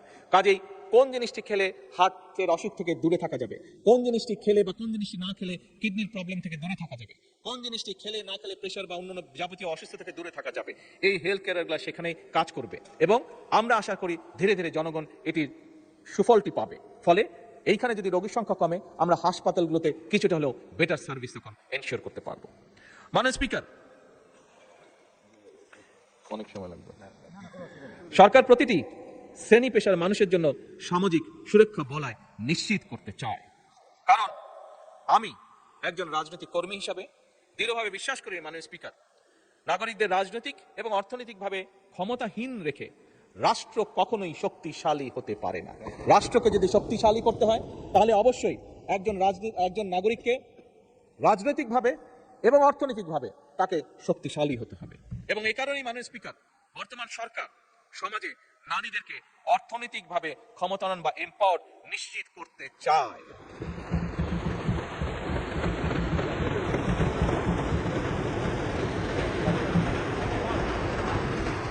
গতকাল আমাদের বিরোধী দলীয় একজন বন্ধু বলেছেন তার বক্তব্যে যে ফ্যামিলি কার্ড বাদ দেন, কর্মসংস্থানের ব্যবস্থা করেন। আমি আমার সেই বিরোধী দলীয় সহকর্মীর উদ্দেশ্যে বলতে চাই, আপনি একটু অপেক্ষা করুন, একটু ধৈর্য দেখুন। এই ফ্যামিলি কার্ড বহু কর্মসংস্থানের তৈরি করবে ইনশাআল্লাহ। মাননীয় স্পিকার, নারীদেরকে অর্থনৈতিকভাবে এম্পাওয়ার করার জন্য আমরা প্রত্যেকটি নারী প্রধান পরিবারের যে নারী প্রধান আছে তাদের হাতে আমরা ফ্যামিলি কার্ড পৌঁছে দিতে চাই। এবং এই ফ্যামিলি কার্ডের মাধ্যমে আমি এই সংসদে একদিন সংক্ষিপ্ত এক্সপ্লেনেশন দিয়েছিলাম যে কিভাবে ফ্যামিলি কার্ড একজন নারীকে অর্থনৈতিকভাবে স্বাবলম্বী করবে, কিভাবে একটি ফ্যামিলি কার্ড একটি নয়, শত নয়, হাজার নয়, লক্ষ নয়, কোটি ফ্যামিলি কার্ড কিভাবে দেশে কর্মসংস্থান তৈরি করবে, কোটি কোটি কিভাবে ফ্যামিলি কার্ড দেশের অর্থনীতিকে শক্তিশালী করবে, সেটি আমি তুলে ধরেছিলাম। মাননীয় স্পিকার, এই ফ্যামিলি কার্ডের মাধ্যমে আমরা নারী প্রধানদের হাতে, ফ্যামিলির কাছে 25,000 টাকা করে প্রতি মাসে পৌঁছে দিব। 2,500 টাকা, আমরা 25,000 টাকা দিতে বলে খুব ভালো ছিল, সম্ভব না, 2,500 টাকা আমরা এই সংসদে আল্লাহর কাছে চাইতে পারি যে আল্লাহ আমাদেরকে সেই তৌফিক দেন যাতে আমরা সেইটি করতে পারি। সেই রহমত আমরা আল্লাহর কাছে চাইতে পারি যে আল্লাহ আমাদেরকে তৌফিক দেন যাতে আমরা নারীদের হাতে 2500 না 25,000, 31 বেশি দিতে পারি। মাননীয় স্পিকার, আমরা আগামী অর্থ বছরে যেরকম কৃষক ভাইদের কাছে প্রায় 41 লক্ষ কৃষকের কাছে আমরা কৃষি কার্ড পৌঁছে দিতে চেষ্টা করছি, একইভাবে আগামী অর্থ বছরে 40 লক্ষেরও বেশি, প্রায় 43 লক্ষ মতন পরিবারের হাতে আমরা এই ফ্যামিলি কার্ড পৌঁছে দেওয়ার পরিকল্পনা গ্রহণ করেছি। মাননীয় স্পিকার, শুধু নারীদের কাছেই নয়, আমাদের এই সমাজে কিছু ব্যক্তি আছেন যে মানুষগুলোকে, আমি মুসলমান হই, আমি যে কোনো ধর্মেরই হই না কেন, অন্য ধর্ম জানাচ্ছেন, এই মানুষগুলোর কাছে আমরা অনেক জীবনের বিভিন্ন গুরুত্বপূর্ণ সময় বিভিন্ন গুরুত্বপূর্ণ পরামর্শ নিয়ে থাকি। এই মানুষগুলো আমাদের জীবনের বাঁকে বাঁকে আমাদেরকে বিভিন্ন পরামর্শ দিয়ে থাকেন। তারা কারা? মুসলমান হিসেবে আমি তাদেরকে চিনি মুয়াজ্জিম নামে, তাদেরকে চিনি ইমাম নামে, তাদেরকে চিনি খতিব নামে, এই উপাধিতে তারা উপাধিত। মাননীয় স্পিকার, অন্য ধর্মেরও এই সকল ধর্মীয় ব্যক্তিত্ব আছেন। অধিকাংশ ক্ষেত্রে মাননীয় স্পিকার দেখেছি আমরা এই মানুষগুলোর মধ্যে বহু সংখ্যক মানুষ, বিরাট একটি অংশ অনেক মানবতর জীবন যাপন করেন। মাননীয় স্পিকার, আমরা নির্বাচনের আগে আমাদের দলের অবস্থান থেকে বলেছিলাম আমরা যেরকম নারীদের ফ্যামিলি কার্ড পৌঁছে দিতে চাই, আমরা যেরকম প্রবাসীদের কাছে প্রবাসী কার্ড পৌঁছে দিতে চাই, আমরা যেরকম কৃষক ভাইদের কাছে কৃষক কার্ড পৌঁছে দিতে চাই, আমরা এই যে মানুষগুলো যাদের কথা বললাম তাদের কাছেও আমরা একটি সরকার যতই সামান্য হোক, যত অল্পই হোক না কেন, তাদের কাছেও আমরা তাদের পাশে দাঁড়ানোর জন্য তাদের কাছে আমরা কিছু সম্মানই পৌঁছে দিতে চাই সরকারের পক্ষ থেকে, মাননীয় স্পিকার। এবং এই সম্মানটি আমরা প্রতি মাসে তাদের কাছে ইনশাল্লাহ পৌঁছে দিচ্ছি এবং পৌঁছে দিব, মাননীয় স্পিকার, যার কাজ ইতিমধ্যে সরকার শুরু করেছে। মাননীয় স্পিকার, মাননীয় বিরোধী দলের নেতা ওনার বক্তব্যে একটি গুরুত্বপূর্ণ কিছু ব্যক্তির কথা বলেছেন, যেই ব্যক্তিগুলোর স্যাক্রিফাইসের কারণে আজ এই সংসদ আমরা যারা এখানে বসে আছি, গত 17 বছরে বহু রাজনৈতিক দলের নেতাকর্মী, বহু অরাজনৈতিক ব্যক্তিবর্গ, মানুষ তারা অকাতরে জীবন দিয়েছেন, পঙ্গুত্ব বরণ করেছেন, বিভিন্নভাবে নির্যাতিত হয়েছেন। এই 17 বছরে মাননীয় বিরোধী দলীয় নেতা বলেছেন তাদের জন্য একটা কিছু করার। আমি ওনার সাথে সম্পূর্ণ একমত। এই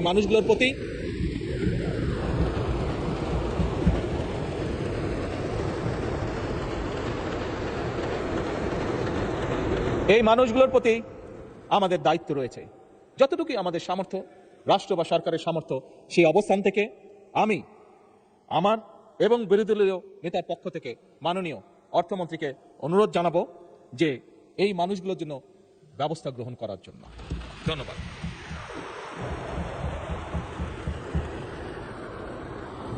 মাননীয় সংসদ নেতা, আর 15 মিনিট পরে আজান পড়বে। আপনি কি আজানের পরেও কন্টিনিউ করতে চান? মাননীয় স্পিকার, আমার একটু সময় লাগবে।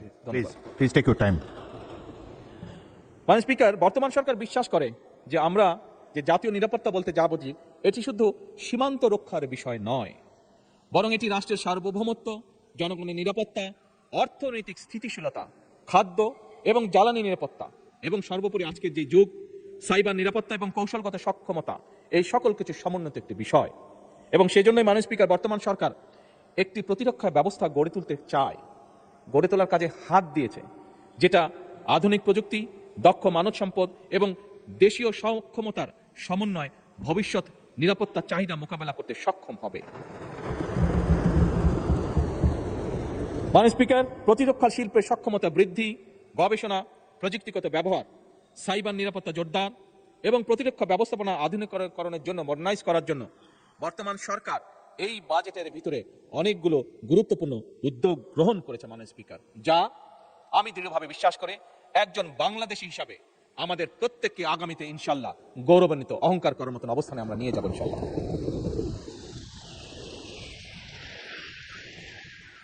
মাননীয় স্পিকার, রাষ্ট্রীয় অর্থনৈতিক ব্যবস্থাপনায় জনগণের আস্থা এবং বিশ্বাস থাকা একটি দেশের জন্য অত্যন্ত গুরুত্বপূর্ণ। আমি প্রথমে আমার বক্তব্যের শুরুতে বলেছিলাম কি একটি ভয়ঙ্কর ধ্বংসপ্রাপ্ত অর্থনীতি আমরা পেয়েছি, বা ইকোনমি আমরা আর্থিক অবস্থা আমরা ইনহেরিট করেছি। বর্তমান সরকার মাননীয় স্পিকার পুঁজিবাজারকে দীর্ঘমেয়াদী বিনিয়োগের একটা কার্যকর প্ল্যাটফর্ম হিসাবে গড়ে তুলতে চায়। আমরা দেখেছি বিনিয়োগ বাজারে বা পুঁজিবাজারে, আমরা দেখেছি পুঁজিবাজারে কিভাবে কি হয়েছিল স্বৈরাচারের সময়, কিভাবে অসহায় মানুষ সহ্য করতে না পেরে, কষ্ট সহ্য করতে না পেরে আত্মহত্যা করেছিল, যা বোধহয় পৃথিবীর অন্য কোনো দেশে কোনোদিন ঘটেনি। মাননীয় স্পিকার, এই পুঁজিবাজারকে কিভাবে দীর্ঘমেয়াদী বিনিয়োগের কার্যকর প্ল্যাটফর্ম তৈরি করা যায়, এর ভিতরেই বর্তমান সরকার পরিকল্পনা গ্রহণ করেছে। আমি দৃঢ়ভাবে বিশ্বাসী আমাদের যোগ্য ফাইন্যান্স মিনিস্টারের নেতৃত্বে আমরা কিছুদিনের মধ্যেই এর একটি ভেরি পজিটিভ রিফ্লেকশন আমরা দেখতে পাব। মাননীয় স্পিকার, ফ্যাসিবাদের দুঃশাসনের কারণে আর্থিক খাত, বিশেষ করে ব্যাংকিং সেক্টর নিয়ে জনমনে উদ্বেগ রয়েছে, উদ্বেগ সৃষ্টি হয়েছে।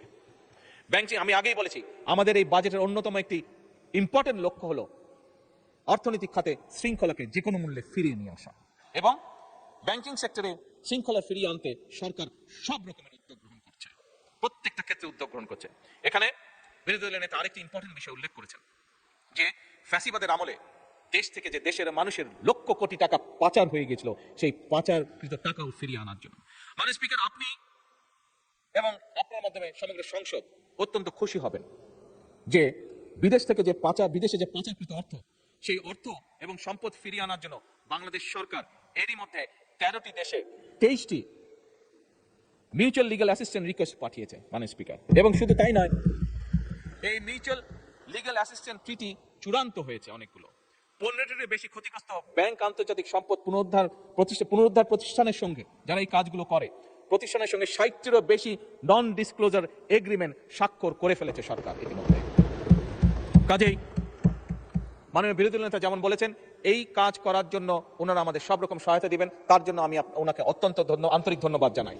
আমরা বাংলাদেশের আইন কানুন এবং আন্তর্জাতিক আইন কানুনের মধ্যে থেকে মাধ্যমে যত দ্রুত এবং যত বেশি সম্পদ দেশের মানুষের যে সম্পদ পাতা রয়েছে যত বেশি সংখ্যক সম্পদ সম্ভব সেটি আমরা ইনশাল্লাহ দেশে ফিরিয়ে নিয়ে আসবো।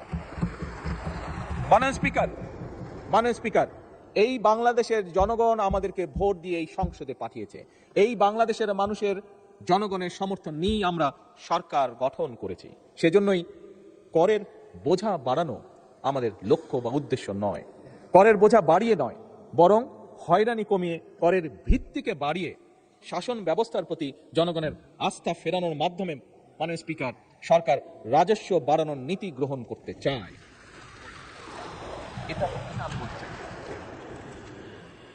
সরকার এমন একটা রাজস্ব ইকোসিস্টেম গড়ে তুলতে চায় মাননীয় স্পিকার। স্বাভাবিক এখানে করের বা করদাতা যারা আছেন বিভিন্ন রকম বিষয় আছে, বাংলাদেশে বাস্তবতা আছে, আমি অত ডিটেলে যাব না, বাট বাস্তবতার বাইরেও আমরা থাকতে পারবো না। এবং সে কারণে সরকার এমন একটা রাজস্ব ইকোসিস্টেম গড়ে তুলতে চায় যেখানে করদাতাগণ কর প্রদান করে উন্নয়নে অংশীদার হবেন এবং প্রাউড ফিল করবেন, গর্ববোধ করবেন। আমরা পর্যায়ক্রমিকভাবে সেরকম একটা সিস্টেম তৈরি করতে চাই, স্বচ্ছ এবং আধুনিক করতে চাই এই কর ব্যবস্থাকে। আমার মনে হয় এ ব্যাপারেও আমাদের বিরোধী দলীয় নেতা একটি বক্তব্য তুলে ধরেছেন, আমি ওনার বক্তব্যের সাথে সম্পূর্ণভাবে একমত। মাননীয় স্পিকার, এবার আমি প্রস্তাবিত বাজেটে কয়েকটা বিষয়, প্রস্তাবিত বিধান এবং কয়েকটি ক্ষেত্রে ভ্যাট কমানোর জন্য মাননীয় অর্থ এবং পরিকল্পনা মন্ত্রীর দৃষ্টি আকর্ষণ করতে চাই। এবার আমি সম্ভবত খুব সম্ভব, নর্মালি এই দাবিটা বিরোধী দল থেকে হয়ে থাকে, আমি আপাতত ফিজিক্যালি না হয়েও মানসিকভাবে একটু ওনাদের পাশে গিয়ে কথা বলতে চাই। মাননীয় স্পিকার, এবারের বাজেটে ব্যক্তি করদাতাগণের আয়কর অব্যাহতির সীমা 2026-27 এবং 27-28 কর বছরের জন্য 3,75,000 টাকা, 2028-29 এবং 29-30 কর বছরের জন্য 4 লাখ টাকা এবং 30-31 কর বছরের জন্য 4,50,000 টাকা প্রস্তাব করা হয়েছে।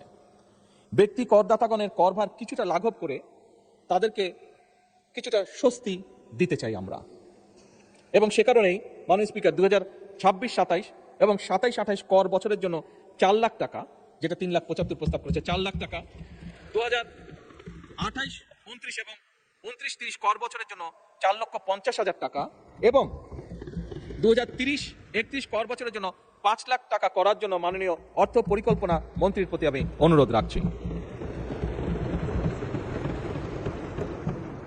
মাননীয় স্পিকার, প্রস্তাবিত বাজেটে স্বপ্রণোদিত বিনিয়োগ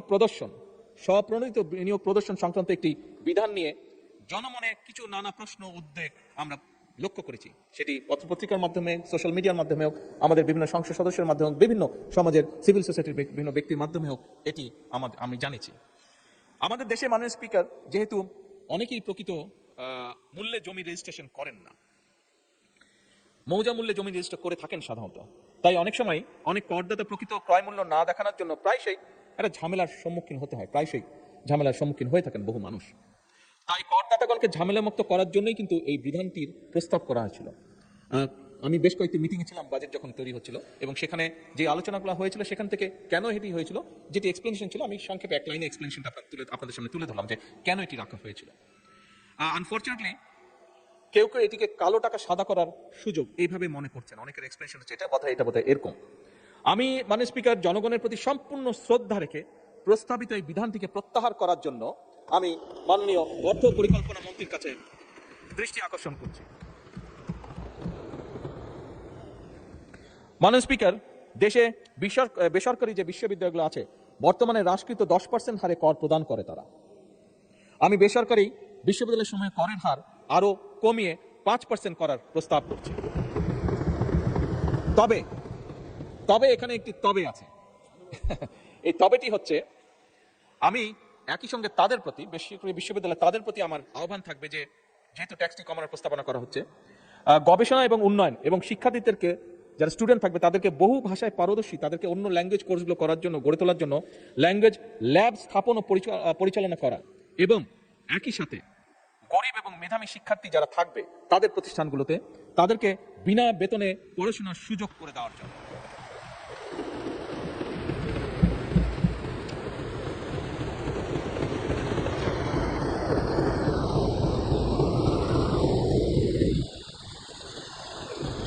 মাননীয় স্পিকার, করের আওতা বাড়ানো, স্বাভাবিকভাবে করের আওতা তো আমরা বাড়ানো, এবারের বাজেটে এই লক্ষ্যে একটি প্রস্তাব করা হয়েছিল যে কয়েকটি ক্ষেত্র ছাড়া, স্টুডেন্ট সহ কয়েকটি ক্ষেত্র ছাড়া, যে কোনো ব্যাংক অ্যাকাউন্ট খোলার সময় 3 দাখিলের একটি বিধান রাখা হয়েছিল, বিধানের প্রস্তাব করা হয়েছিল। এছাড়াও মাননীয় স্পিকার, বন্টননামা, দলিল, রেজিস্ট্রেশন এবং সম্পত্তি মিউটেশনের ক্ষেত্রেও 3 দাখিলের বিধান করার প্রস্তাব করা হয়েছিল। মাননীয় স্পিকার, এই বিষয়টাতেও কিন্তু জনমনে একটা প্রশ্ন উঠেছে, কনফিউশন হচ্ছে, বিভিন্ন কনফিউশন দেখা দিয়েছে। আমি মাননীয় অর্থ পরিকল্পনা মন্ত্রীকে অনুরোধ জানাবো যে এই বিষয়টিও যাতে প্রত্যাহার করা হয়।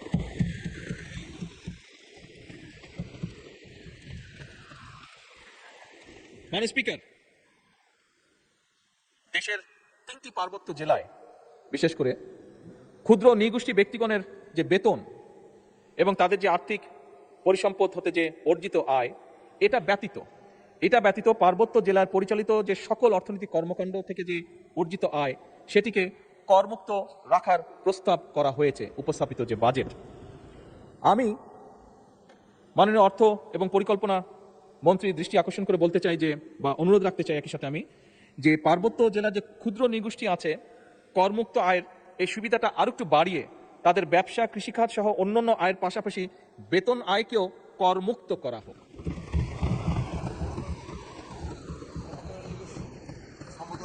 এটা পাহাড়ি এবং সমতল উভয় ক্ষুদ্র নৃগোষ্ঠী, মূল হচ্ছে ক্ষুদ্র নৃগোষ্ঠী যারা আছেন, পাহাড় এবং সমতল উভয় ক্ষেত্রে প্রযোজ্য। আমাদের এখানে দিনাজপুর, ময়মনসিংহ, এদিকার নেত্রকোনা, এদিকার সদস্যবৃন্দ আছেন অনেকেই, উভয় সাইডে। মাননীয় স্পিকার, দেশের চিংড়ি চাষের প্রসার এবং রফতানি বৃদ্ধির লক্ষ্যে এই খাতের কতগুলো প্রয়োজনীয় বিষয় আছে, যেমন অ্যাকিও ফিড আছে, ফিড অ্যাডিটিভ আছে, তারপরে প্রোবায়োটিক্স আছে, ভিটামিন এবং মিনারেলস আছে। এটার আমদানিতে যে সমুদায় আমদানি শুল্ক, রেগুলেটরি শুল্ক এবং সম্পূরক শুল্ক, ভ্যাট প্রত্যাহারের জন্য এবং প্রয়োজনীয় যন্ত্রপাতি, এই সেক্টরটাকে আরও বেশি এমফেসাইজ দেওয়ার জন্য যে যন্ত্রপাতি আছে, এটার যে ট্যাক্স আছে, শুল্ক আছে বিভিন্ন রকমের, এই শুল্কগুলো সম্পূর্ণভাবে ভ্যাট এবং শুল্কগুলো প্রত্যাহার করার জন্য আমি অনুরোধ জানাচ্ছি মাননীয় অর্থমন্ত্রীকে। মাননীয় স্পিকার, স্থানীয় শিল্পের, বিশেষ করে স্থানীয় শিল্প আমাদের জন্য অত্যন্ত গুরুত্বপূর্ণ। এই স্থানীয় শিল্পের বিকাশের জন্য উৎপাদনকারী প্রতিষ্ঠান কর্তৃক যে কাঁচামাল আমদানি হয়, বেশ কিছু ক্ষেত্রে রেয়াতি সুবিধা প্রদানের জন্য আমি মাননীয় অর্থ পরিকল্পনা মন্ত্রীকে অনুরোধ করছি। মাননীয় স্পিকার, একই সাথে বিভিন্ন ঔষধ তৈরি এবং স্থানীয় শিল্প প্রতিষ্ঠানের কাঁচামাল হিসাবে মধু ব্যবহৃত হয়, অনেকে নিশ্চয়ই আপনারা জানেন, বিশেষ করে ফার্মাসিউটিক্যালের সাথে আপনারা যারা ফিজিশিয়ান এখানে যারা আছেন। সুতরাং মাননীয় স্পিকার, এই উৎপাদনকারী প্রতিষ্ঠান কর্তৃক যেহেতু মধু আমদানিতে 10% সম্পূরক শুল্ক আছে, এই সম্পূরক শুল্কটা আমি সম্পূর্ণভাবে প্রত্যাহার করার জন্য আমি মাননীয় মন্ত্রীকে অনুরোধ জানাচ্ছি। মাননীয় স্পিকার, বিভিন্ন শিল্পের কাঁচামাল হিসেবে ব্যবহৃত হয় বিভিন্ন শিল্প প্রতিষ্ঠান সমূহ কাঁচামাল হিসাবে পিভিসি এবং পেট রেজিন আমদানিতে যে প্রস্তাবিত বাজেটে যে 10% আমদানি শুল্ক হ্রাস করা হয়েছে, এইটিকে 10 থেকে আমি 5 করার জন্য অনুরোধ জানাচ্ছি। মাননীয় স্পিকার, ফায়ার ডোর উৎপাদনকারী প্রতিষ্ঠানের কাঁচামাল হিসাবে কোল্ড রোল্ড শীট আমদানিতে প্রস্তাবিত 10% রেগুলেটরি শুল্ক সম্পূর্ণভাবে প্রত্যাহার করার জন্য আমি অনুরোধ জানাচ্ছি মাননীয় অর্থমন্ত্রীকে। উদ্বোধনকারী শিল্প প্রতিষ্ঠান কর্তৃক যে কাঁচামাল হিসাবে মাননীয় speaker flat roll product plated or coated with chromium oxide আমদানিতে প্রস্তাবিত 10% এবং রেগুলেটরি যে শুল্ক, এটিও আমি মাননীয় অর্থমন্ত্রীকে সম্পূর্ণভাবে প্রত্যাহারের জন্য অনুরোধ জানাচ্ছি। মাননীয় স্পিকার, আপনি যদি মনে করেন তাহলে বাকি অংশটি আমি নামাজের বিরতির পরে উপস্থাপন করতে চাই। ধন্যবাদ। যেহেতু জামাতের টাইম, নামাজের টাইম অনেকক্ষণ আছে, আমার আর 15-20 মিনিট হলে আই ক্যান ফিনিশ। মাননীয় স্পিকার, 15 মাননীয় সংসদ নেতা, আপনি যদি 15 মিনিটে শেষ করতে পারেন তাহলে একবারে শেষ করে ফেলে ভালো। শেষ করে দেব? জি, আচ্ছা মাননীয় স্পিকার, আমি দ্রুত তাহলে শেষ করার চেষ্টা করছি। বিরোধী দলের নেতা, আপনি কিছু বলছেন কি? আমি শুনতে পাচ্ছি না আপনার কথা। মাননীয় বিরোধী দলের নেতা, আমরা কি কন্টিনিউ করবো 15 মিনিট? তাহলে 15 নেতাকে মাইক দেন। লাগবে, 15 থেকে 20 মিনিট লাগবে। করে আমাকে মাইকটা দিতে, জি ধন্যবাদ। জি মাননীয় স্পিকার, ফায়ার ব্রিক্স আমদানিতে প্রস্তাবিত 15% ভ্যাট এবং 7.5% আগাম কর, এটি আমি মাননীয় অর্থমন্ত্রীকে সম্পূর্ণ প্রত্যাহারের জন্য অনুরোধ জানাচ্ছি। মাননীয় স্পিকার, বৈদ্যুতিক তার উৎপাদনকারী শিল্প প্রতিষ্ঠান তারা রিফাইন কপার ওয়্যার আমদানিতে 10% রেগুলেটরি যে কর দিয়ে থাকেন সেটিও আমি সম্পূর্ণ প্রত্যাহার করার জন্য মাননীয় অর্থমন্ত্রীকে অনুরোধ জানাচ্ছি। মাননীয় স্পিকার, এর বাইরেও কেশনাট প্রসেসিং শিল্পের কাঁচামাল হিসেবে অপ্রক্রিয়জাত কাজু বাদাম আমদানিতে প্রস্তাবিত 15% কাস্টম শুল্ক হ্রাস করে 15% আছে, এটা কাস্টম 15% হ্রাস করে, না এটা 0 না 5% করার জন্য আমি অনুরোধ জানাচ্ছি। মাননীয় স্পিকার, স্থানীয়ভাবে এলইডি ল্যাম্প উৎপাদনকারী প্রতিষ্ঠানের কাঁচামাল আমদানিতে রেয়াইতি সুবিধা যেটি আছে সেটি আমি 30 জুন 2030 পর্যন্ত বর্ধিত করার অনুরোধ জানাচ্ছি। মাননীয় স্পিকার, প্রি ফ্যাব্রিকেটেড বিল্ডিং উৎপাদনকারী প্রতিষ্ঠানের কাঁচামাল আমদানিতে রেয়াতি সুবিধা যেটি আছে সেটিকেও আমি 30 জুন 2030 পর্যন্ত বর্ধিত করার অনুরোধ জানাচ্ছি। মাননীয় স্পিকার, এবারের প্রস্তাবিত বাজেটে ফ্রিল্যান্সার এবং স্টার্টআপ উদ্যোক্তাদের জন্য কিন্তু বর্তমান সরকার একটি বিশাল ব্যবস্থা গ্রহণ করেছে।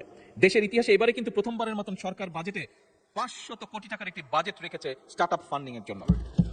মাননীয় স্পিকার, এই ফান্ড ব্যবহার করে আমরা দৃঢ়ভাবে বিশ্বাস করি, আমি ব্যক্তিগতভাবে খুবই দৃঢ়ভাবে বিশ্বাস করি এই ফান্ড ব্যবহার করে আমাদের তরুণ উদ্যোক্তাদের এগিয়ে যাওয়ার একটি অবারিত সুযোগ তৈরি হয়েছে। মাননীয় স্পিকার, এর মাধ্যমে শুধু ব্যক্তি প্রতিষ্ঠান নয়, স্টার্টআপ প্রজেক্ট সফল হলে দেশের তরুণ প্রজন্মের সামনে এক বিশাল কর্মসংস্থানের স্পেস তৈরি হবে। মাননীয় স্পিকার, বাংলাদেশের অনেক ব্যবসায়ী বর্তমানে বিভিন্ন social media, OTT platform, search engine, online market place এবং অন্যান্য অনলাইন মিডিয়া বিজ্ঞাপন প্রচার করে থাকেন। এসবের মাধ্যমে বর্তমানে 15% ভ্যাট আরোপ থাকায়, এই পুরো বিষয়টির উপরে 15% ভ্যাট আরোপ থাকায় অনেক সময় দেখা গেছে ব্যবসায়িকগণ আনুষ্ঠানিক চ্যানেলে বিজ্ঞাপনের অর্থ পরিশোধ না করে বরং অনেক অন্যভাবে অনানুষ্ঠানিক উপায়ে অর্থগুলো পরিশোধ করে থাকেন। ফলে মাননীয় স্পিকার, ওই ব্যক্তির যেমন লাভ হচ্ছে না, একই দিকে সরকারও রাজস্ব হারাচ্ছে। আমি মাননীয় স্পিকার, আপনার মাধ্যমে আমি মাননীয় অর্থমন্ত্রীর কাছে অনুরোধ জানাতে চাই যে এইটার উপরে যে 15% ভ্যাট আছে সেটিকে কমিয়ে 5% করা হোক, 5% করা হোক। তার ফলে যেটি হবে, আমরা বিশ্বাস করি যে যারা অন্যভাবে এই যে পেমেন্টটা করছেন তারা উৎসাহিত হবেন প্রপার ওয়েতে পেমেন্টটি করার জন্য। মাননীয় স্পিকার, ব্যবসা বান্ধব ভ্যাট ব্যবস্থা প্রণয়নের লক্ষ্যে ভ্যাট বিষয়ে আরও কয়েকটা প্রস্তাব বিবেচনা করার জন্য আমি মাননীয় অর্থমন্ত্রীকে অনুরোধ করছি। স্বর্ণ বা স্বর্ণ অলঙ্কার বা প্লাটিনামের ক্ষেত্রে প্রতি ভরির উপরে 2500 টাকা, ডায়মন্ডের ক্ষেত্রে প্রতি গ্রাম 2500 টাকা, 2500 টাকা এবং রৌপ্য বা সিলভার জুয়েলারির ক্ষেত্রে প্রতি ভরি 100 টাকা কর ভ্যাটের হার পুনর্নির্ধারণের ব্যাপারে আমি অর্থমন্ত্রীর দৃষ্টি আকর্ষণ করছি। এটিকে আবার পুনর্নির্ধারণ কি করা যেতে পারে। এছাড়াও মাননীয় স্পিকার, বিটিআরসির সাথে রেভিনিউ শেয়ারিং এর ক্ষেত্রে প্রযোজ্য যে 15% ভ্যাট সম্পূর্ণভাবে অব্যাহতি প্রদান এবং একই সাথে সকল প্রকার মাছ সরবরাহের ক্ষেত্রে যোগানদার পর্যায়ে 10% ভ্যাট সম্পূর্ণ অব্যাহতি প্রদান। একই সাথে মাননীয় স্পিকার, দেশীয় শিল্প বিকাশের লক্ষ্যে ডাবল কেবিন পিকআপ, আমরা যারা রাজনীতি করি আমাদের ক্ষেত্রেও লাগে অনেক সময় মিছিল মিটিং সব কাজে যেতে, ক্যাম্পেনিং এ যেতে, তো ডাবল কেবিন পিকআপ এবং মাইক্রোবাস স্থানীয়ভাবে উৎপাদনের ক্ষেত্রে 15% যে ভ্যাট আছে এটিকে কমিয়ে আমি 5% করার প্রস্তাব করছি যারা লোকালি করছেন। মাননীয় স্পিকার, আদর্শ হারে ভ্যাট প্রদানে সহজীকরণের লক্ষ্যে নির্দিষ্ট কিছু ক্ষেত্রে কোএফিসিয়েন্ট দাখিলের বাধ্যবাধকতা শিথিল করার বিষয়টি আমি বিবেচনা করার জন্য মাননীয় অর্থমন্ত্রীকে আহ্বান জানাচ্ছি। মাননীয় স্পিকার, আমি দৃঢ়ভাবে বিশ্বাস করি কোন রাষ্ট্রের প্রকৃত শক্তি তার সম্পদে নয়, বরং তার প্রকৃত শক্তি নিহিত রয়েছে সুশাসন, ন্যায় বিচার, জবাবদিহিতা এবং জনগণের আস্থায়। উন্নয়নকে টেকসই করতে হলে শুধু অর্থনৈতিক সংস্কারই নয়, রাষ্ট্র পরিচালনার প্রত্যেকটি ক্ষেত্রে সুশাসন প্রতিষ্ঠা অত্যন্ত জরুরি। আমার মনে এ ব্যাপারে বোধহয় আমরা উভয় পক্ষ একমত।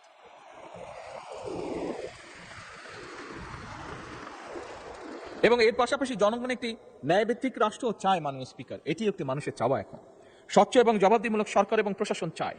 বর্তমান সরকার জনগণের সেই আকাঙ্ক্ষা পূরণে আমি মনে করি শুধু বর্তমান সরকারই নয়, বরং আমি মনে করি এই পুরো সংসদ জনগণের সেই আকাঙ্ক্ষা পূরণে একসাথে থেকে কাজ করতে অঙ্গীকারবদ্ধ স্ব অবস্থান থেকে। মাননীয় স্পিকার, গণতন্ত্র, আইনের শাসন এবং মানবাধিকার রক্ষার অন্যতম পূর্ব শর্ত বিচার বিভাগের স্বাধীনতা এবং ন্যায় বিচার মানুষের দোরগোড়ায় পৌঁছে দেওয়া। সেই লক্ষ্যে ইতিমধ্যেই আমরা সাবেক প্রধানমন্ত্রী মরহুমা বেগম খালেদা জিয়া সরকারের নেওয়া লিগ্যাল এইড কর্মসূচির ব্যাপক বিস্তার ঘটিয়েছি। গত বছরের তুলনায় এবারে বাজেটে বিচার বিভাগের জন্য বরাদ্দ বাড়ানো হয়েছে। একই সঙ্গে মাননীয় স্পিকার, এই সংসদে আমি বিচারকদের আবাসন সমস্যার সমাধান, গবেষণা এবং আদালত ভবনের যে সংকট রয়েছে এইটা নিরসনের জন্য, বিচার বিভাগের সার্বিক উন্নয়নের জন্য আমি সুপ্রিম কোর্টে আরো 100 এবং আইন মন্ত্রণালয়কে আরো 500 কোটি অতিরিক্ত বরাদ্দ দেওয়ার জন্য মাননীয় অর্থ পরিকল্পনা মন্ত্রীকে অনুরোধ জানাচ্ছি। মাননীয় স্পিকার, একটি গণতান্ত্রিক রাষ্ট্র ব্যবস্থায় দক্ষ, সৎ এবং পেশাদার জনপ্রশাসনের কোনো বিকল্প নেই।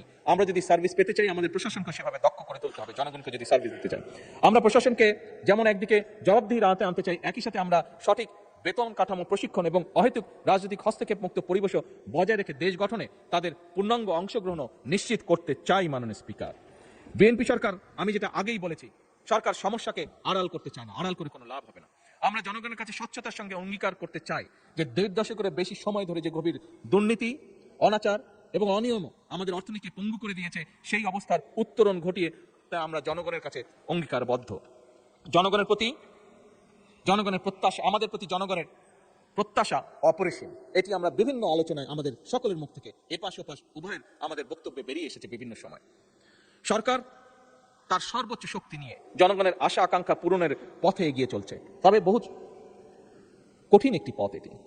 বাংলাদেশের মানুষ, আমরা প্রত্যেকে গ্রামে গঞ্জে ঘোরা মানুষ, মানুষের সাথে উঠা বসা করা মানুষ। আমরা বাংলাদেশের মানুষ পরিশ্রমী মানুষ, যা আমরা সচক্ষে দেখেছি। তরুণ সমাজ মেধাবী, আমাদের কৃষক উৎপাদনশীল, প্রবাসীরা দেশপ্রেমিক এবং আমাদের উদ্যোক্তারা সম্ভাবনাময়। সুতরাং মাননীয় স্পিকার, আমাদের ঘুরে দাঁড়ানো ছাড়া কোনো বিকল্প নেই। মাননীয় স্পিকার, আমি এই মহান সংসদের সকল সদস্যকে, আমার দলের সংসদ সদস্য এবং উইথ রেসপেক্ট বিরোধী দলের সকল সংসদ সদস্যকে আহ্বান জানিয়ে বলতে চাই, এই বাজেট শুধু সরকারের বাজেট হিসেবে নয়। আসুন আমরা সকলে এই বাজেটকে একটি জাতি পুনর্গঠনের বাজেট হিসেবে দেখার চেষ্টা করি। মাননীয় বিরোধী দলের নেতা বলেছেন, আমিও বলেছি, ওনার সাথে সম্পূর্ণ একমত রেখে আমি বলতে চাই, আমাদের মধ্যে মতভেদ থাকতেই পারে, কিন্তু দেশের অর্থনীতি পুনরুদ্ধার, জনগণের কষ্ট লাঘব, আর্থিক খাতে শৃঙ্খলা প্রতিষ্ঠা, আস্থা ফেরানো, কৃষক, শ্রমিক, তরুণ, নারী, প্রবাসী উদ্যোক্তাদের জন্য সৃষ্টি তৈরি এবং গণতান্ত্রিক প্রতিষ্ঠান শক্তিশালী করার প্রশ্নে আমরা সকলে ইনশাল্লাহ ঐক্যবদ্ধ থাকব। এই বাংলাদেশে যাতে আর কোনো ফ্যাসিবাদ, স্বৈরাচার কায়েম হতে না পারে, এই বাংলাদেশকে যাতে আর কেউ তাদের তাবেদার রাষ্ট্র বানাতে না পারে, এই হোক আমাদের আজকের প্রত্যয়। মাননীয় স্পিকার, বাজেট প্রণয়ন অত্যন্ত অক্লান্ত পরিশ্রমের কাজ। আমি অক্লান্ত পরিশ্রমের জন্য আমি মাননীয় অর্থ পরিকল্পনা মন্ত্রীকে আমার এবং আমার সকল সদস্যের পক্ষ থেকে সহকর্মীর পক্ষ থেকে আন্তরিক ধন্যবাদ জানাতে চাই। আমি ধন্যবাদ জানাতে চাই অর্থ বিভাগ, জাতীয় রাজস্ব বোর্ড, অর্থনৈতিক সম্পর্ক বিভাগ, আর্থিক প্রতিষ্ঠান বিভাগ, পরিকল্পনা মন্ত্রণালয়, বাংলাদেশ ব্যাংক, সংশ্লিষ্ট সকল মন্ত্রণালয় এবং বিভাগের কর্মকর্তা এবং কর্মচারীদেরকে আন্তরিক ধন্যবাদ জানাতে চাই। বাজেট প্রস্তুত, মুদ্রণ, উপস্থাপন ও সংসদীয় কার্যক্রমে সহযোগিতার জন্য জাতীয় সংসদ সচিবালয়, বিজি প্রেস এবং গণমাধ্যম কর্মী যারা দীর্ঘদিন ধরে বাজেট অধিবেশন কভার করছেন, তাদেরকে আমি আন্তরিক ধন্যবাদ জানাই। মাননীয় স্পিকার, ফ্যাসিস্ট উত্তর বাংলাদেশ এই সংসদের কাছে জনগণের প্রত্যাশা আকাশ ছোঁয়া। এদেশের জনগণ গণতন্ত্র, মানবাধিকার, আইনের শাসন, ন্যায় বিচার এবং সুশাসন প্রতিষ্ঠার কাজ করার জন্যই জনগণ অনেক প্রত্যাশা নিয়ে আমাদের প্রত্যেকটি মানুষকে এই সংসদে পাঠিয়েছে। এই সংসদে আসার আগে গণতন্ত্র প্রতিষ্ঠায় আমাদের অগণিত সতীর্থ সহযোদ্ধা জীবন দিয়েছেন। অনেকেই নেই, আমি এই দেশ ছেড়ে চলে যেতে যখন বাধ্য ছিলাম তখন অনেককে দেখে গিয়েছিলাম, ফিরে এসে আমি তাদেরকে পাইনি। আমরা ওই পক্ষের অনেক সিনিয়র নেতা যাদেরকে আমি নিজে দেখেছি, যাদের সাথে কথা বলেছি, তাদের অনেককে এসে আমি পাইনি। আমাদের উভয় পক্ষেরই অবস্থা। অসংখ্য নেতাকর্মী পঙ্গু হয়েছেন, সর্বস্ব হারিয়েছেন, মামলা হামলায় জর্জরিত হয়েছেন। তাদের রক্তের কাছে, তাদের ত্যাগের কাছে আমরা অবশ্যই ঋণী। তাই আমাদের আরো বেশি দায়িত্বশীল হওয়া প্রয়োজন। আমাদের সেই দায়িত্বশীলের জায়গা থেকে জুলাই সনদকে সামনে রেখে সংসদের ভেতরে সংবিধান সংশোধন সহ বিভিন্ন ইস্যুতে যেমন ঐক্যবদ্ধভাবে আমরা কাজ করতে পারি, তেমনই সংসদের বাইরেও জাতীয় গুরুত্বপূর্ণ ইস্যুতে জনমত গঠন সহ সংস্কারমূলক কর্মসূচি গ্রহণ করে দেশকে আমরা সামনের দিকে এগিয়ে নিয়ে যেতে পারি। আমাদের সেই ধরনের দায়িত্বশীল আচরণ হবে এদেশের ভবিষ্যৎ পথরেখা। মাননীয় স্পিকার, সবশেষে আমি দেশবাসীকে আশ্বস্ত করে বলতে চাই, এই সরকার, এই সংসদ জনগণের। আমরা আমরা জনগণের আকাঙ্ক্ষাকে সম্মান করি, জনগণের কষ্ট আমরা অবশ্যই বুঝি, জনগণের সম্পদ রক্ষাকে আমরা পবিত্র দায়িত্ব মনে করি। আমরা এমন একটি বাংলাদেশকে গড়ে তুলতে চাই, এমন একটি বাংলাদেশকে পেতে চাই যেখানে উন্নয়ন হবে ন্যায্যতা ভিত্তিক, অর্থনীতি হবে অন্তর্ভুক্তিমূলক, রাষ্ট্র হবে জবাবদিহিমূলক এবং নাগরিকের জীবন হবে নিরাপদ, মর্যাদাপূর্ণ এবং সম্ভাবনাময়। মাননীয় স্পিকার, এই বাজেট সেশনে আমাকে আমার বক্তব্য উপস্থাপন করতে দেওয়ার জন্য, এই সংসদের সামনে এবং জাতির সামনে উপস্থাপন করতে দেওয়ার জন্য আমি আপনাকে আন্তরিক ধন্যবাদ এবং আপনার মাধ্যমে সমগ্র জাতীয় সংসদকে আন্তরিক ধন্যবাদ জানিয়ে আমার বক্তব্য শেষ করছি। আসসালামু আলাইকুম।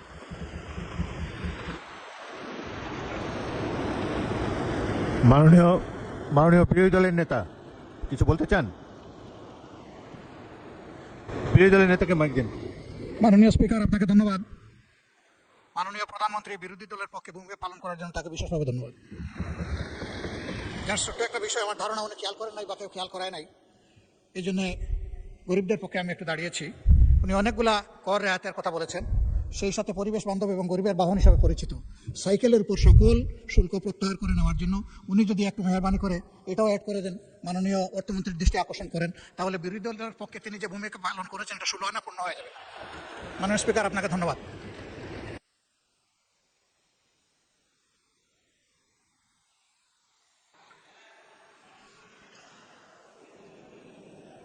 মাননীয় সংসদ নেতা।